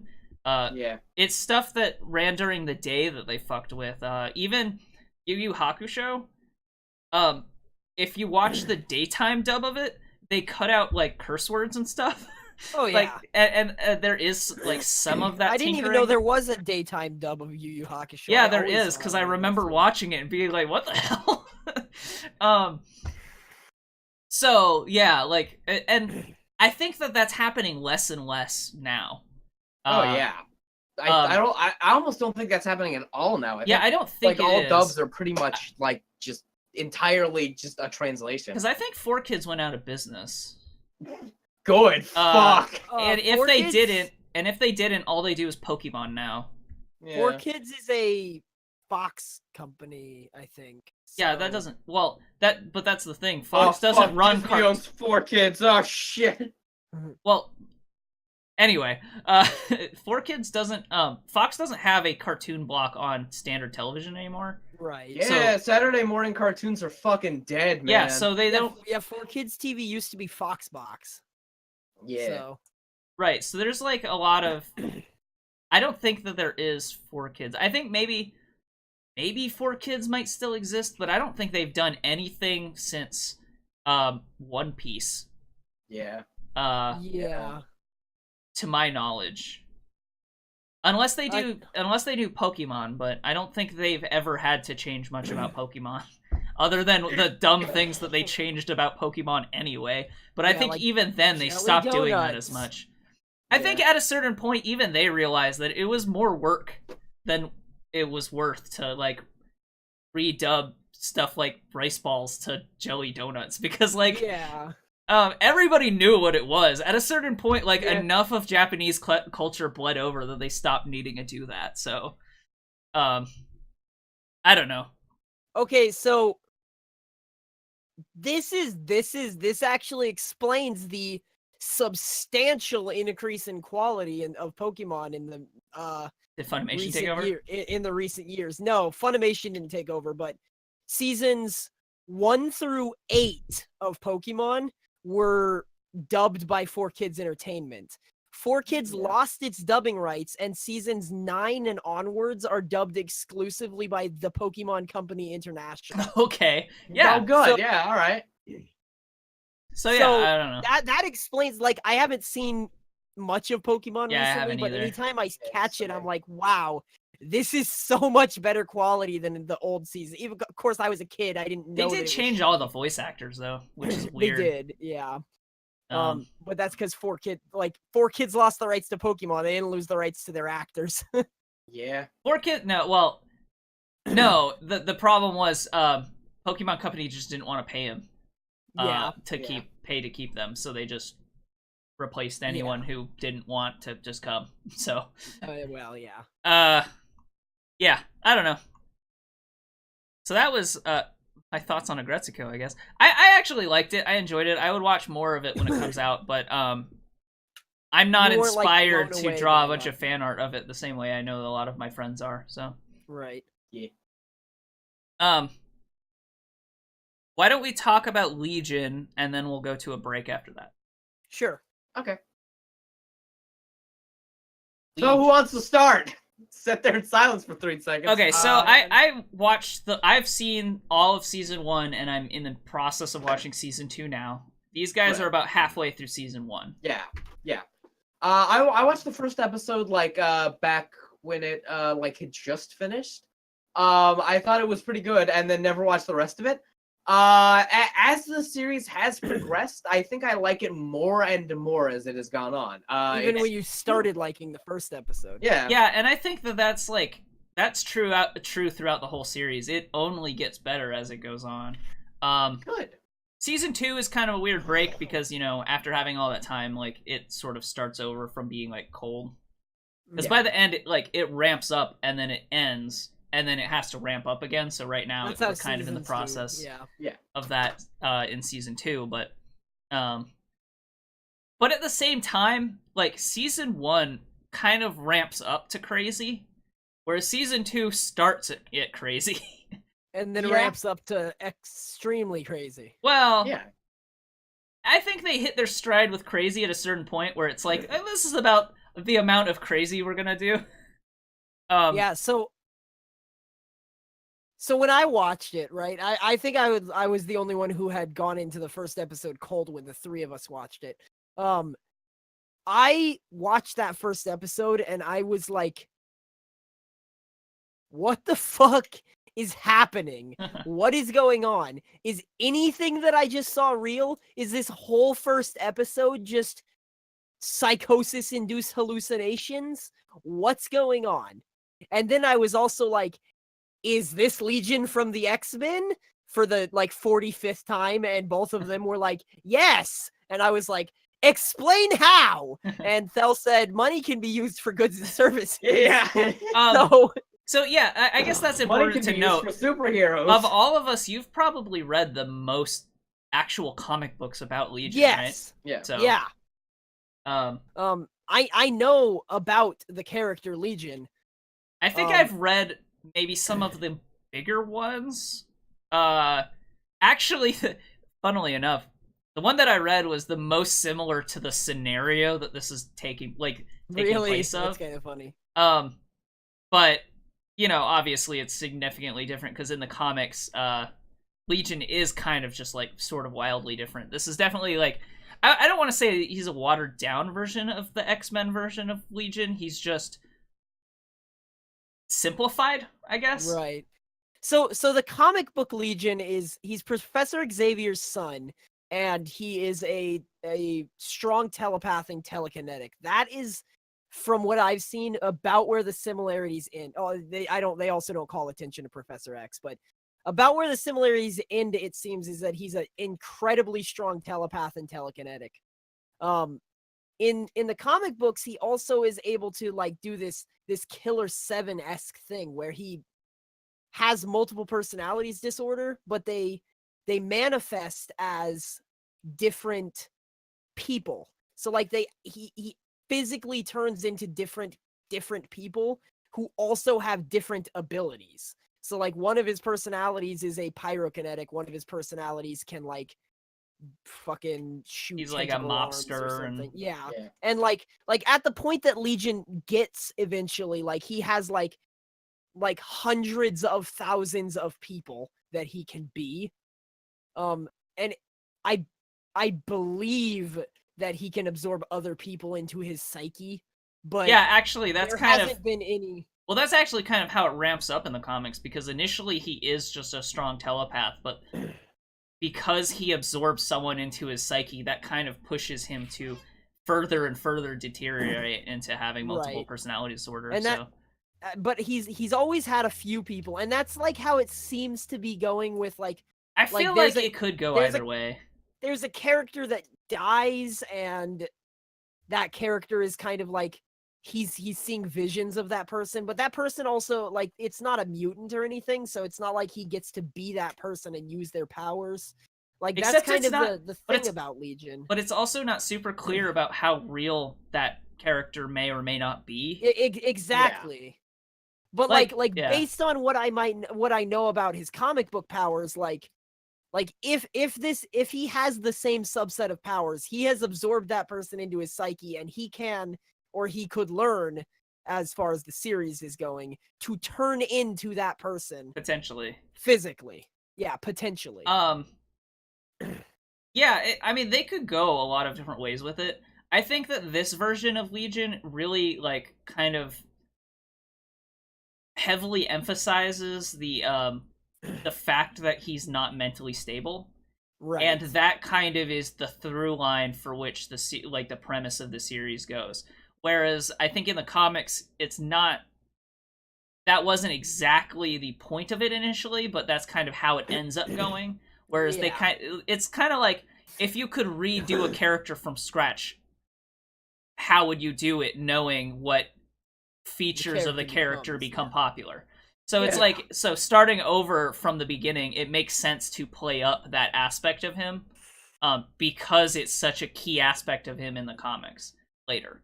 So I think it's really interesting, and just kind of the commentary on like drugs and mental illness and it's honestly more about that than and schizophrenia, like, and hallucination. All of it's super interesting. That's one of the things that I find really interesting, is that this. Okay, so he starts out in a mental hospital. I don't think it's too far of a reach or a spoiler to say that he eventually gets out of it. It's that first episode. There's like a character. Pilot. Is that the plot of the first episode? Yeah. So there's a character that's continually telling him that maybe you're not crazy. Yeah, they're like, you are not mentally ill. You just have superpowers, and they keep telling you that your superpowers are a mental illness. But then everything that it's showing us, the audience, is heavily indicating that this guy both has superpowers and is schizophrenic. Yeah, but at the same time, it's not super clear. It's like, well, is he super, like, maybe he's being influenced by maybe he's not, like, so it's not, nothing is clear. You can't tell whether or not he has mental illnesses straight up. Right. Like, it's not as if other people are telling him he doesn't, but he actually does. It's like maybe he does, maybe he doesn't. It's hard to tell. Mm-hmm. Yeah. Is he actually haunted by a demon? Is the superpower that he has causing mental illness? Is it both, and the superpower is just interacting it with in a weird way? It's like, it's not clear, and that's really cool. It's kind of like this mystery element to it, even though it's not strictly speaking a mystery show. Yeah. It's the comic book version of Hannibal, where it takes in this case takes a comic book thing instead of like a mystery story and turns it into a fucking psychedelic drug trip, and it's wonderful. I love it. One of my favorite things about this show too is just how fucking on point the cinematography is the whole time. Oh yeah, it's gorgeous. Every scene is well edited, meticulously composed. It's like the color choices, the lighting, all of it's like perfect. The set design, just even like the basic, like how the set is set up so that the camera can be like right here, and it's just symmetry, like up and down. It is so good. Yeah, and that's like in every shot is wonderful. It's great. I don't like I said, it's like Hannibal. It's like while simultaneously being like obviously beautiful the whole time, it's also never distracting. Yeah. So it like, and that was like one of my points when we were talking about Annihilation, thank you. Is while yes, they were telling things through cinematography, I still found it distracting at points. I feel like that's because I was directly comparing it to Legion, where they do the same thing, but it's never distracting. It might be noticeable, but it never feels weird. Right. So I just, man, like up and down, I love that aspect of Legion. Yeah, see, okay, so and, like we're not even to the most like stylish episode yet. You guys haven't even seen the best episode of the season for that. Like, okay, so I'm not as huge a movie nerd as these two, right? So I don't know what the fuck is a cinematography. Is that something is that when you turn the camera upside down because you're trying to make it artsy? Who knows? I don't care. But they do that a lot in Legion.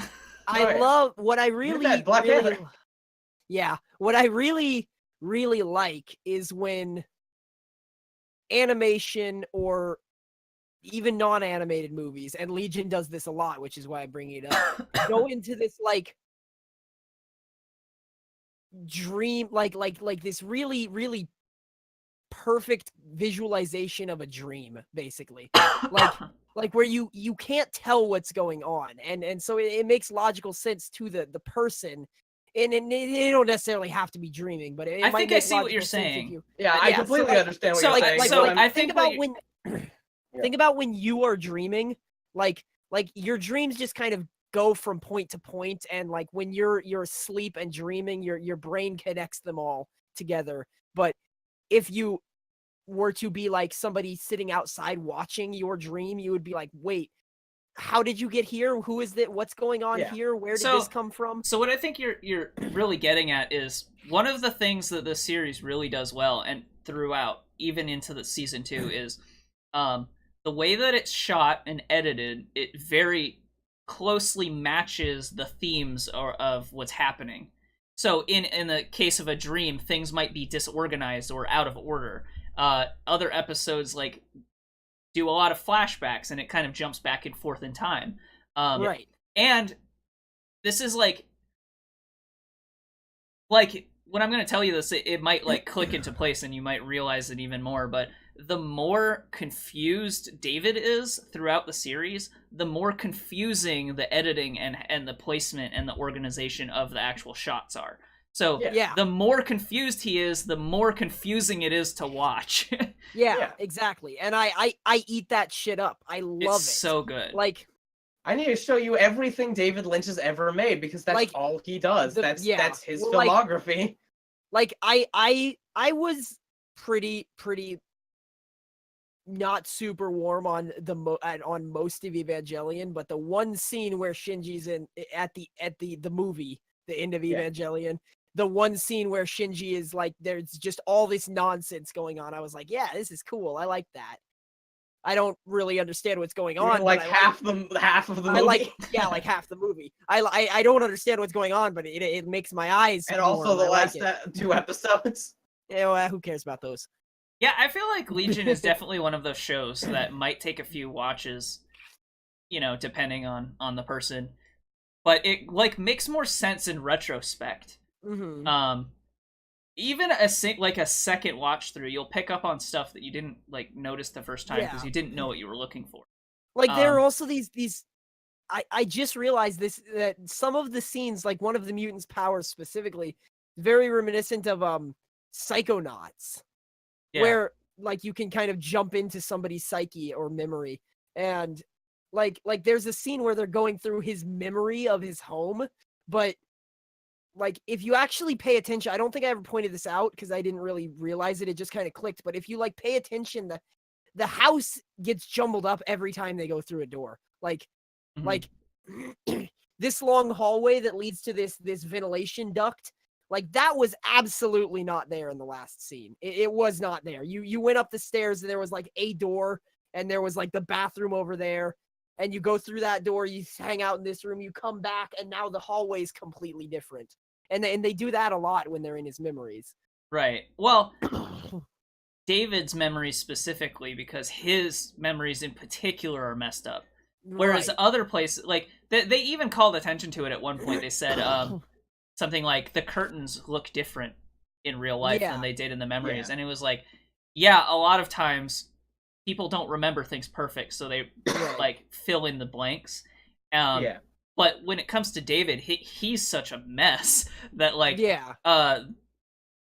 he totally, like, differently every time. You can't get a very good, like, layout of what is, like, how his house is laid out.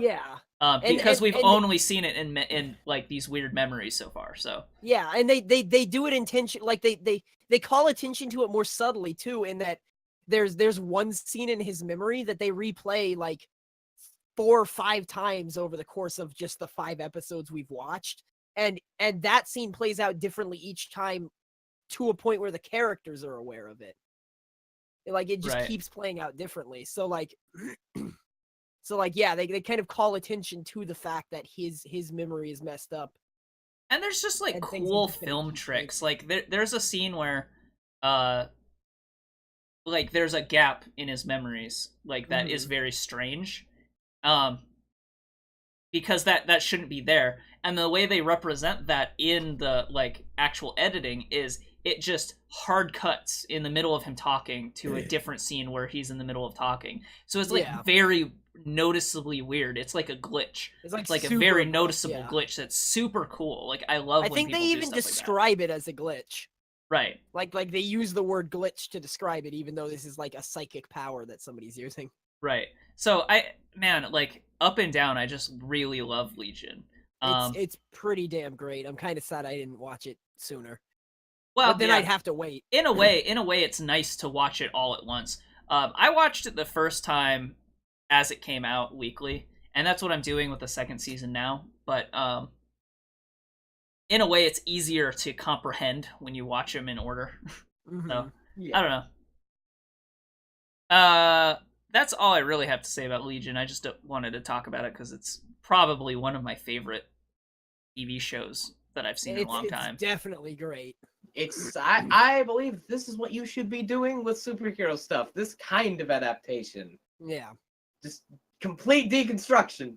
Give me that shit. Well, I think it depends on the character, because this is definitely a character that lends itself well to very easy to deconstruct like that, but what are you going to do with deconstructing Captain America into something like that? Yeah, so... Although, in a way, even they kind of did a good job without making it sort of a period piece, but... Yeah, well... I don't know. Yeah. You could make it a political commentary. Well, that's what Captain America was originally, so... Captain America was made as anti-Nazi propaganda. Yeah, but what I think Thel is saying is, like, they are leaning into social commentary with Legion, whereas Captain America is sort of... he beats up Nazis. Yeah. I don't know. Okay. Yeah, so why don't we go to a break, and then we'll come back and do a little bit of movie and video game news, but it's probably going to be a bit short because there's not a ton going on. Yeah.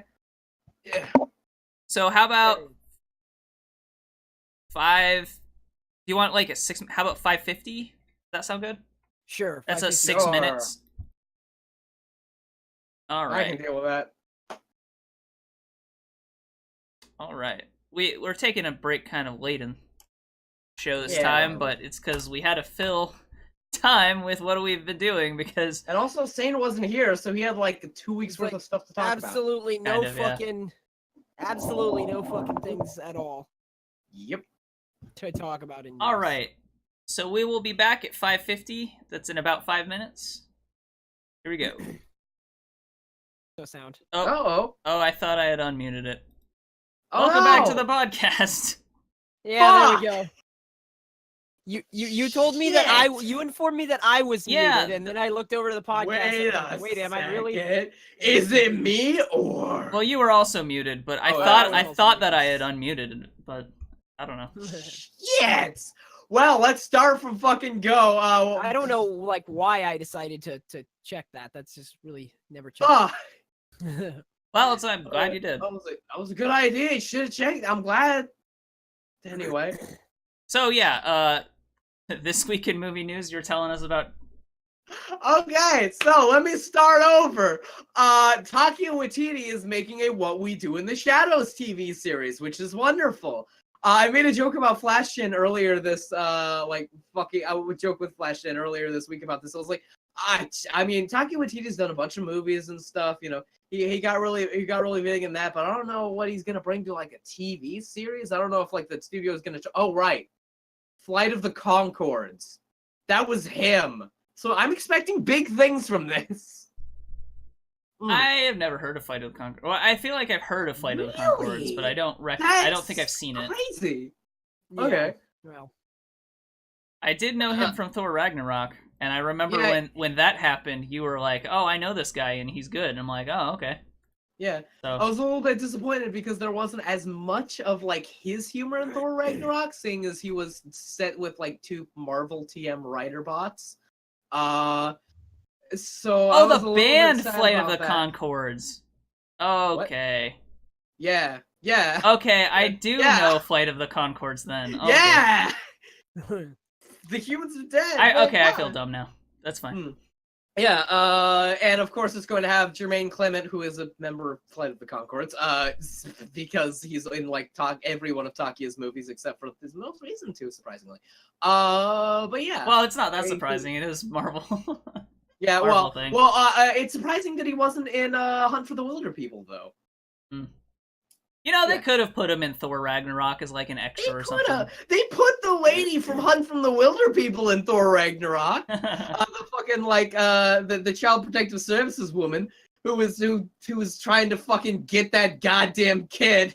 We will protect this child no matter what. Are you sure that we will protect him? Are you okay? We're gonna cut to commercial. I love Hunt for the Wilder People. It was great. I love Taika Waititi, and I'm excited for the show. Next thing I'm excited for. What We Do in the Shadows was probably my favorite Taika Waititi movie that you've shown me. So like, I have shown you too. That one and Thor Ragnarok. So yeah, the next one, another movie I'm excited for. Tenacious D is getting a Pick of Destiny sequel. They're making one. Everyone has. Okay, I told you. Oh Does yeah. that Okay, mean so Kyle Gass is out of the insane asylum finally. he's been out of the insane asylum since their last album. So everyone has a guilty pleasure movie that's probably fucking terrible, but they love. Mine is Tenacious D and the Pick of Destiny. How is that a love guilty it. pleasure movie? Because the movie is fucking trash. Let's be honest. How is that not the point of the movie? I don't even know what mine would be. I understand and realize that Tenacious D and the Pick of Destiny is not a fucking very good movie. And it definitely falls into that like fucking incredible movie. Well, and it definitely falls into that like that big thing of like the gross out comedies, and it's like even a lower tier of those from like the era that it came out. But I love it and know all of the songs from it because I love Tenacious D, even the dumb HBO show they had. I have a love affair with this bullshit joke band. Their dumb HBO show was just excited. turning all of their songs into episodes. Yeah, pretty much. Play the best song in the world. So yeah, new Tenacious D movie. Another Rambo movie. I don't really like Tenacious D. Okay. What? There's another Rambo movie coming out, which that's fine. New Hitman's Wife movie. There's a new Hitman's Bodyguard movie. The Hitman's Wife's Bodyguard. Is that anything like Boruto's dad's son? Yes, it's exactly. Okay. So they're making another one of those. That's great.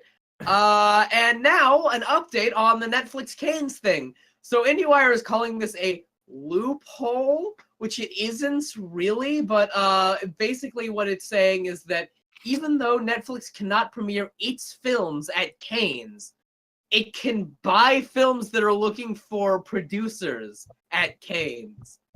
And that's what it does sometimes. How is that a loophole? Canes doesn't want fucking anything to do with Netflix. So Netflix is having something to do with Canes. I guess that's what they mean by loophole. It's kind of not, but basically Netflix is one of the people who can distribute films from Canes if they want to, and they don't already have like a distributor. Some like the ones in competition, the one that might win the Palme d'Or. That's probably good for Netflix, but yeah, it's good for Netflix. It would have been kind of shitty of Canes to do that, but what, like keep them from doing it? Yeah. Yeah, it's like nothing they could do to stop them, you know. And the next thing, the very last thing, is that after fucking 40 years of having raped a child, Roman Polanski was finally kicked out of the fucking Oscars, the Film Academy Guild. Finally, Jesus.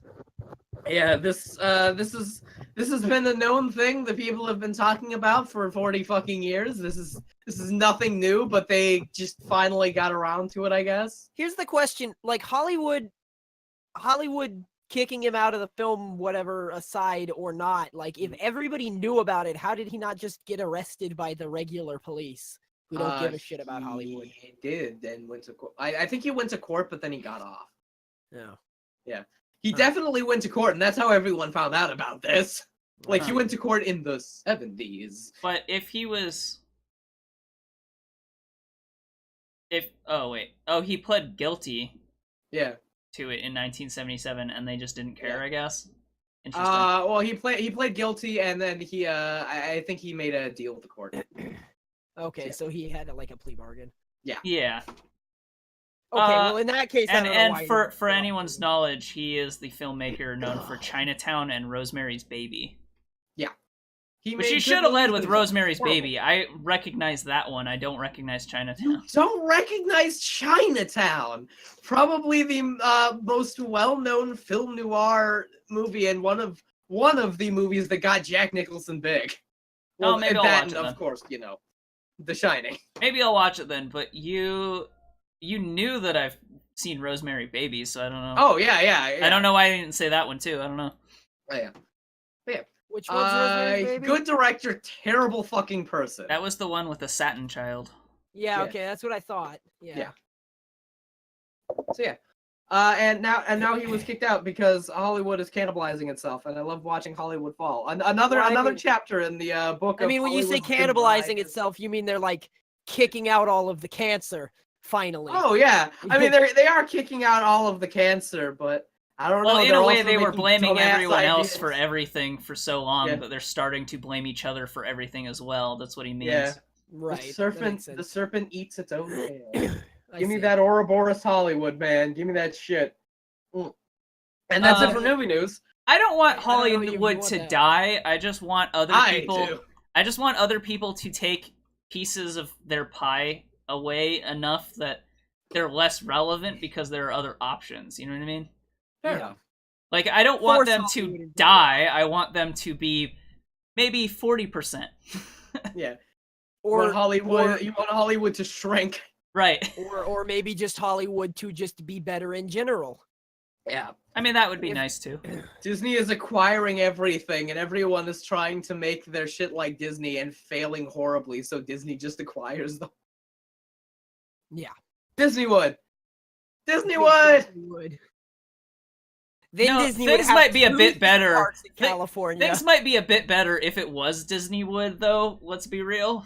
Like compared to the shit. Compared to Hollywood as it is, if it was just all Disneyland, that'd be fine. Basically, the difference between Disney and the rest of Hollywood is that their corporate decisions and micromanaging on like a big level is done at least competently. Whereas you have like Sony and Warner Brothers just shitting their pants and running around in circles Let's be punching real. the Here's dog. what we really want. We just want Hollywood to come to fruition. But Disney also doesn't feel like it constantly is bleeding from being unethical compared to Oh some yeah, of these other that ones. too. They're not bleeding from being unethical. They're just being. They're like yeah. like, hey, maybe we're buying everything and becoming this huge conglomerate, but maybe we should treat people nice.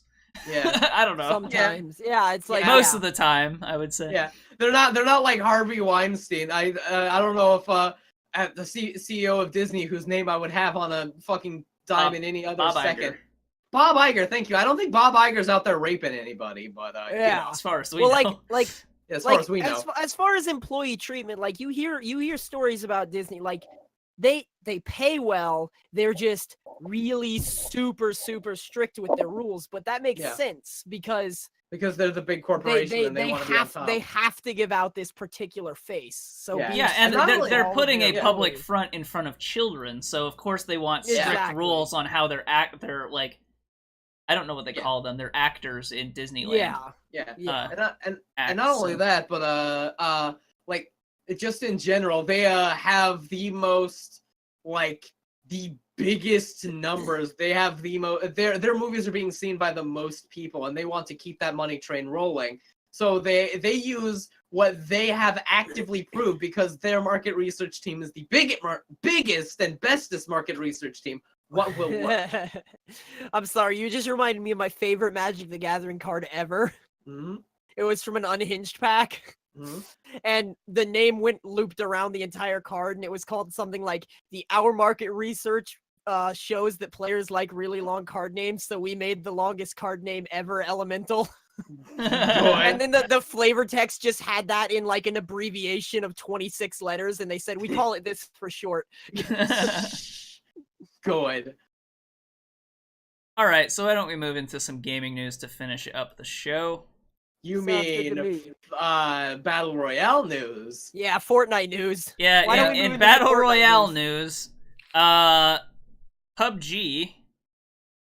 So in China, 15 hackers that created cheat programs for PlayerUnknown's Battlegrounds were arrested.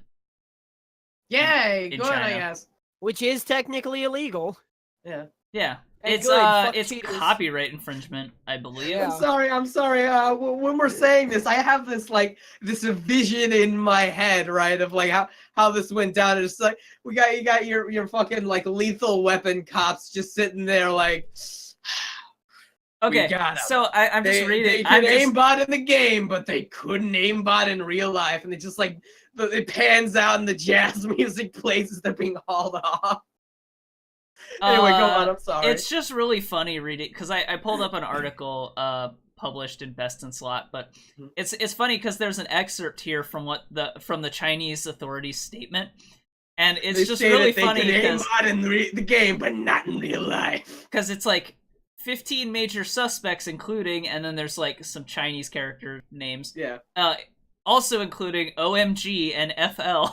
It's like they're listing like screen handles. Yeah. Yes, screen handles. It's just funny. Somehow it's like it's hard to read even an official like authority report without kind of laughing at just the fact that they're named ridiculous things. It's kind of like when all right, Leak Gamer Noob, you're coming with us. It's kind of like when Moot from 4chan went to was subpoenaed for something that one time. And like through the whole fucking court trial, they referred to him as Moot because it was a trial about 4chan specifically. So like yeah. Well, I think they referred to him by name when they were talking to him. But there were so many references to him as Moot in the trial. He also, I remember him having to insist multiple times to the person recording the trial that Moot was spelled with a lowercase m. Yeah. like that's something in particular I remember about the trial. Doesn't it also have zeros, not O's? No, it has O's. It does have O's? It's just a lowercase m. That's all it is. Okay. That's kind of funny. So yeah, that's good, I guess. Yeah, they busted him. We got him, Chief. In other Chinese Battle Royale news, Tencent gains the rights to launch Fortnite in China. Wow, just like everything else. We got a new case for you, Fortnite hackers, motherfucker. Totally not surprising because Tencent is a huge publisher, and I think they own I think they own PlayerUnknown. They own China. I think they own PlayerUnknown Battlegrounds Corp, and now I guess they also have the rights to distribute Fortnite, which is funny. Yeah. And They also I own think a Epic majority Games. of Activision Blizzard and No, they basically own everything. minority stakes. They also own a really? minority stake in Epic Games, so it makes sense that Tencent would distribute Fortnite as well. Yeah. I think it's a majority stake in PUBG Corp, but a minority stake in basically everything else. Riot, they own Riot. I don't know. I think do they own that Activision Blizzard, like a minority stake, or I'm not sure about that. I think they have a majority stake. That's what I've I always don't think anyone has a minority or a majority stake in Activision Blizzard other than Activision Blizzard. heard. Most large companies don't let, especially foreign countries, have majority stakes like that. Okay. Unless they outright buy them, which Tencent has not. So Yeah. But could if they wanted to. Activision Blizzard probably not. Well, they wouldn't sell. No, they they might- probably couldn't. Yeah, they probably. Activision Blizzard is fucking gigantic. Yeah. But so is Tencent. It's easy to forget that Activision is Call of Duty and Blizzard is like Overwatch. Like that is Yeah. they're World of actually Warcraft, gigantic. that's- And Destiny, like they're actually gigantic. So Yeah. um They really They're they're a distributors fucking for titan. Destiny, Yeah. right? what? They're just distributors for Destiny. No. Oh yeah. Activision Sort of. well Distributed. no, Destiny they're is owned by published. They're Bungie. published them. They're publishing them, Okay. which may as well be the same thing. Right. Okay.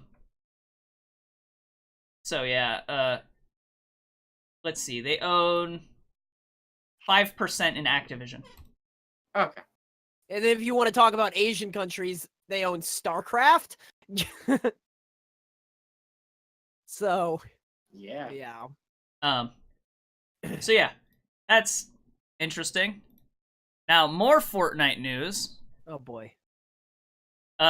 Speaking of Fortnite and Avengers, Thanos is invading Fortnite. T-Hanos. So apparently, the directors of Infinity War are big fans Russo of brothers. Fortnite. What? The Russo brothers. Yeah, the Russo brothers are very They big. directed You, Me, and Dupree. They're big fans of Fortnite, as is not uncommon. Yeah. And so what's happening?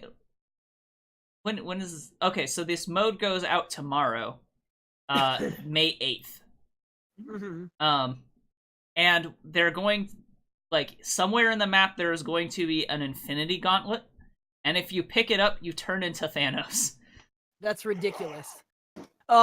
Here's another. I want to quickly gloss over another ridiculous thing about Fortnite, since we're on Fortnite news anyway, and nobody cares Sure. about it. None of us care about it.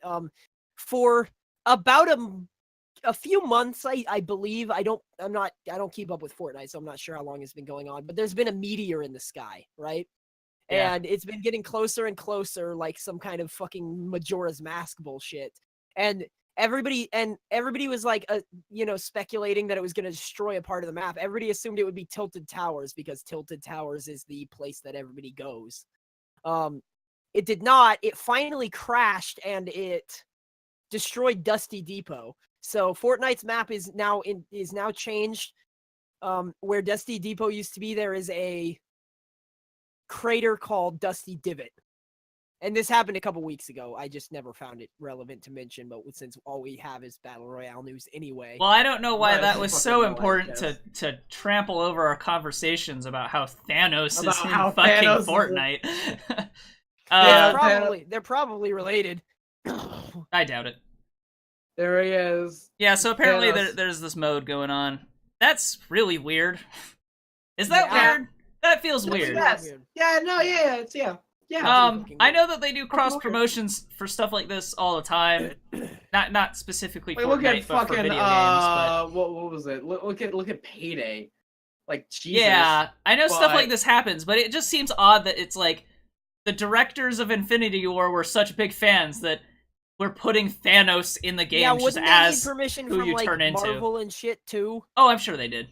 Oh yeah. Like the directors don't just have the rights to be like, yeah, put it in Fortnite, but they probably have plenty of pull to say, hey Marvel, we just directed this movie that made more than any other movie and was the fastest to make $1 million or $1 billion. Can we put Thanos in this video game? It's like, And Marvel was sure. like, oh, what video games? Yeah, okay. No, they're probably like Bob Iger sitting there. It's like, sure, I've heard of Fortnite. You know what yeah, I mean? like Okay. My son Yeah. plays that video game, I think. so. Talks Like, about I it sometimes. don't know. That's not that. It feels like it should be less surprising than it seems to be for me. I don't know. Yeah, I don't know. It's yeah. It does seem pretty fucking strange. So that's it. Yeah. What do we want to talk about? What's coming up on our channel this week? You We have got a fucking Euro Truck Simulator video coming out on Friday. Oh no. Oh no. What games are you planning on streaming here this week, Dalsson? Well, as far as stream content, I might keep. God, I always play it by ear. You know, I like at some point we are gonna stream For the King. We're gonna do it this week. I have already decided. I thought we were doing Stardew Valley. I thought that's what you said. I don't care if it's Thursday. It or was not. For the King We're- that we We're mentioned. going to Yeah. stream For the King. But yes, we did also say Stardew Valley. That might be coming up. I'm probably going to be playing more of the Forest because, believe it or not, I actually really enjoy it. Even though I'm That's not not normally surprising into based on you liking Yeah. Subnautica, honestly. Yes, it's close enough to Subnautica. It scratches that same itch for me. So I really like it. Probably going to be streaming more of that. I should keep going on Ni no Kuni, but I'm not going to probably because I just have so much other things to do. What about Final Fantasy? There, what's that? Yeah, I still need to go back and finish Ni no Kuni, and then I need to go back and finish Final Fantasy. Yeah. But I've just been super busy, man. There's also a race league on Path of Exile. I might just pop the stream up at random times to play that. That's It's always only a fun. 1 month race league, so I have to, I have to play it. You are Um, required to play it, or By everything law. will be ruined. By law, Or the else- police or will else, come to your house and be like, "Why aren't you playing Path of Exile right now, Yeah, Dalsson?" exactly. Yeah. You could alt F4 in the game, but not in real life. Shut up. We still have more Little Nightmares coming. Yeah. We're getting quite close to the end now. Yeah. There is the DLC coming up after that. Yeah. The first DLC. We still have to do more, but Well, we've done 2 of the DLCs. We have only There's one more to 3, yeah, finish. right. I feel like there might have been something else, but I don't recall. Wow. We're gonna try to have some E3 coverage when that comes up in early June. So Yep. prepare for that Stay tuned. because we're Can't gonna wait till, have to fucking- prepare for that. So Yeah, Yeah, can't right. wait till fucking, Mountain Blade is not announced again. Mountain Blade, Bannerlord, it feels like coming. it feels like every year we sit down. It's like Bannerlord this year, man. Fucking Bannerlord! Ah! Then nothing. And by we, you mean Thel, because he just says that every day. I mean, That's all I'm do. pretty down for Mountain Blade because I Yeah. skipped the other ones, but if the new one, if Bannerlord came out and it looks slightly less like garbage, then maybe I'd give it a shot this time. Oh, it looks really good. Like Yeah. visually, you mean? Yeah. it looks really Yeah. good. And not to say that Like, they already I got- dismiss games purely on looks, but have you seen Mountain Blade? Oh yeah, Mountain Blade Almost looks fucking like garbage, and it's janky as fuck, but I love it. Yeah, so I'm interested in checking out Mountain Blade when it comes out as well. The children in Mountain Blade are literally just adults but shrunk. That's only in the fucking Viking Conquest. I'm just really excited for E3 because maybe some news will be around and we'll have stuff to talk about for a while. Yeah, seriously. Yeah. For real though. This time we'll try to put out some Video content press on it. press conference coverage. We started our channel during E3 last year, right? Yeah. Yeah, We've almost been a year. And Gosh we had darn. no idea how to fucking do it, so we just like uploaded straight videos of us talking over it, and they all got copyright claims. So we were like, maybe let's not. We're gonna do it a little bit smarter this time. Yeah. Yay! So We've had a whole year to prepare, and we haven't. So we have a whole week to prepare. And we did it, guys. We got 2,000 subscribers in a year. Yeah. yeah. That's actually Thanks, really man. fucking good. That's really good. Thank you, Yeah. guys. It's just all you people who come for Hollow Knight and the rest. That's it. And as usual, you can join our Steam group and our Steam curator list, which are in the links in the description if you're watching the YouTube video. Yeah. And yeah, so come check our stuff out, and we will see you next time. And always remember, Stay beautiful.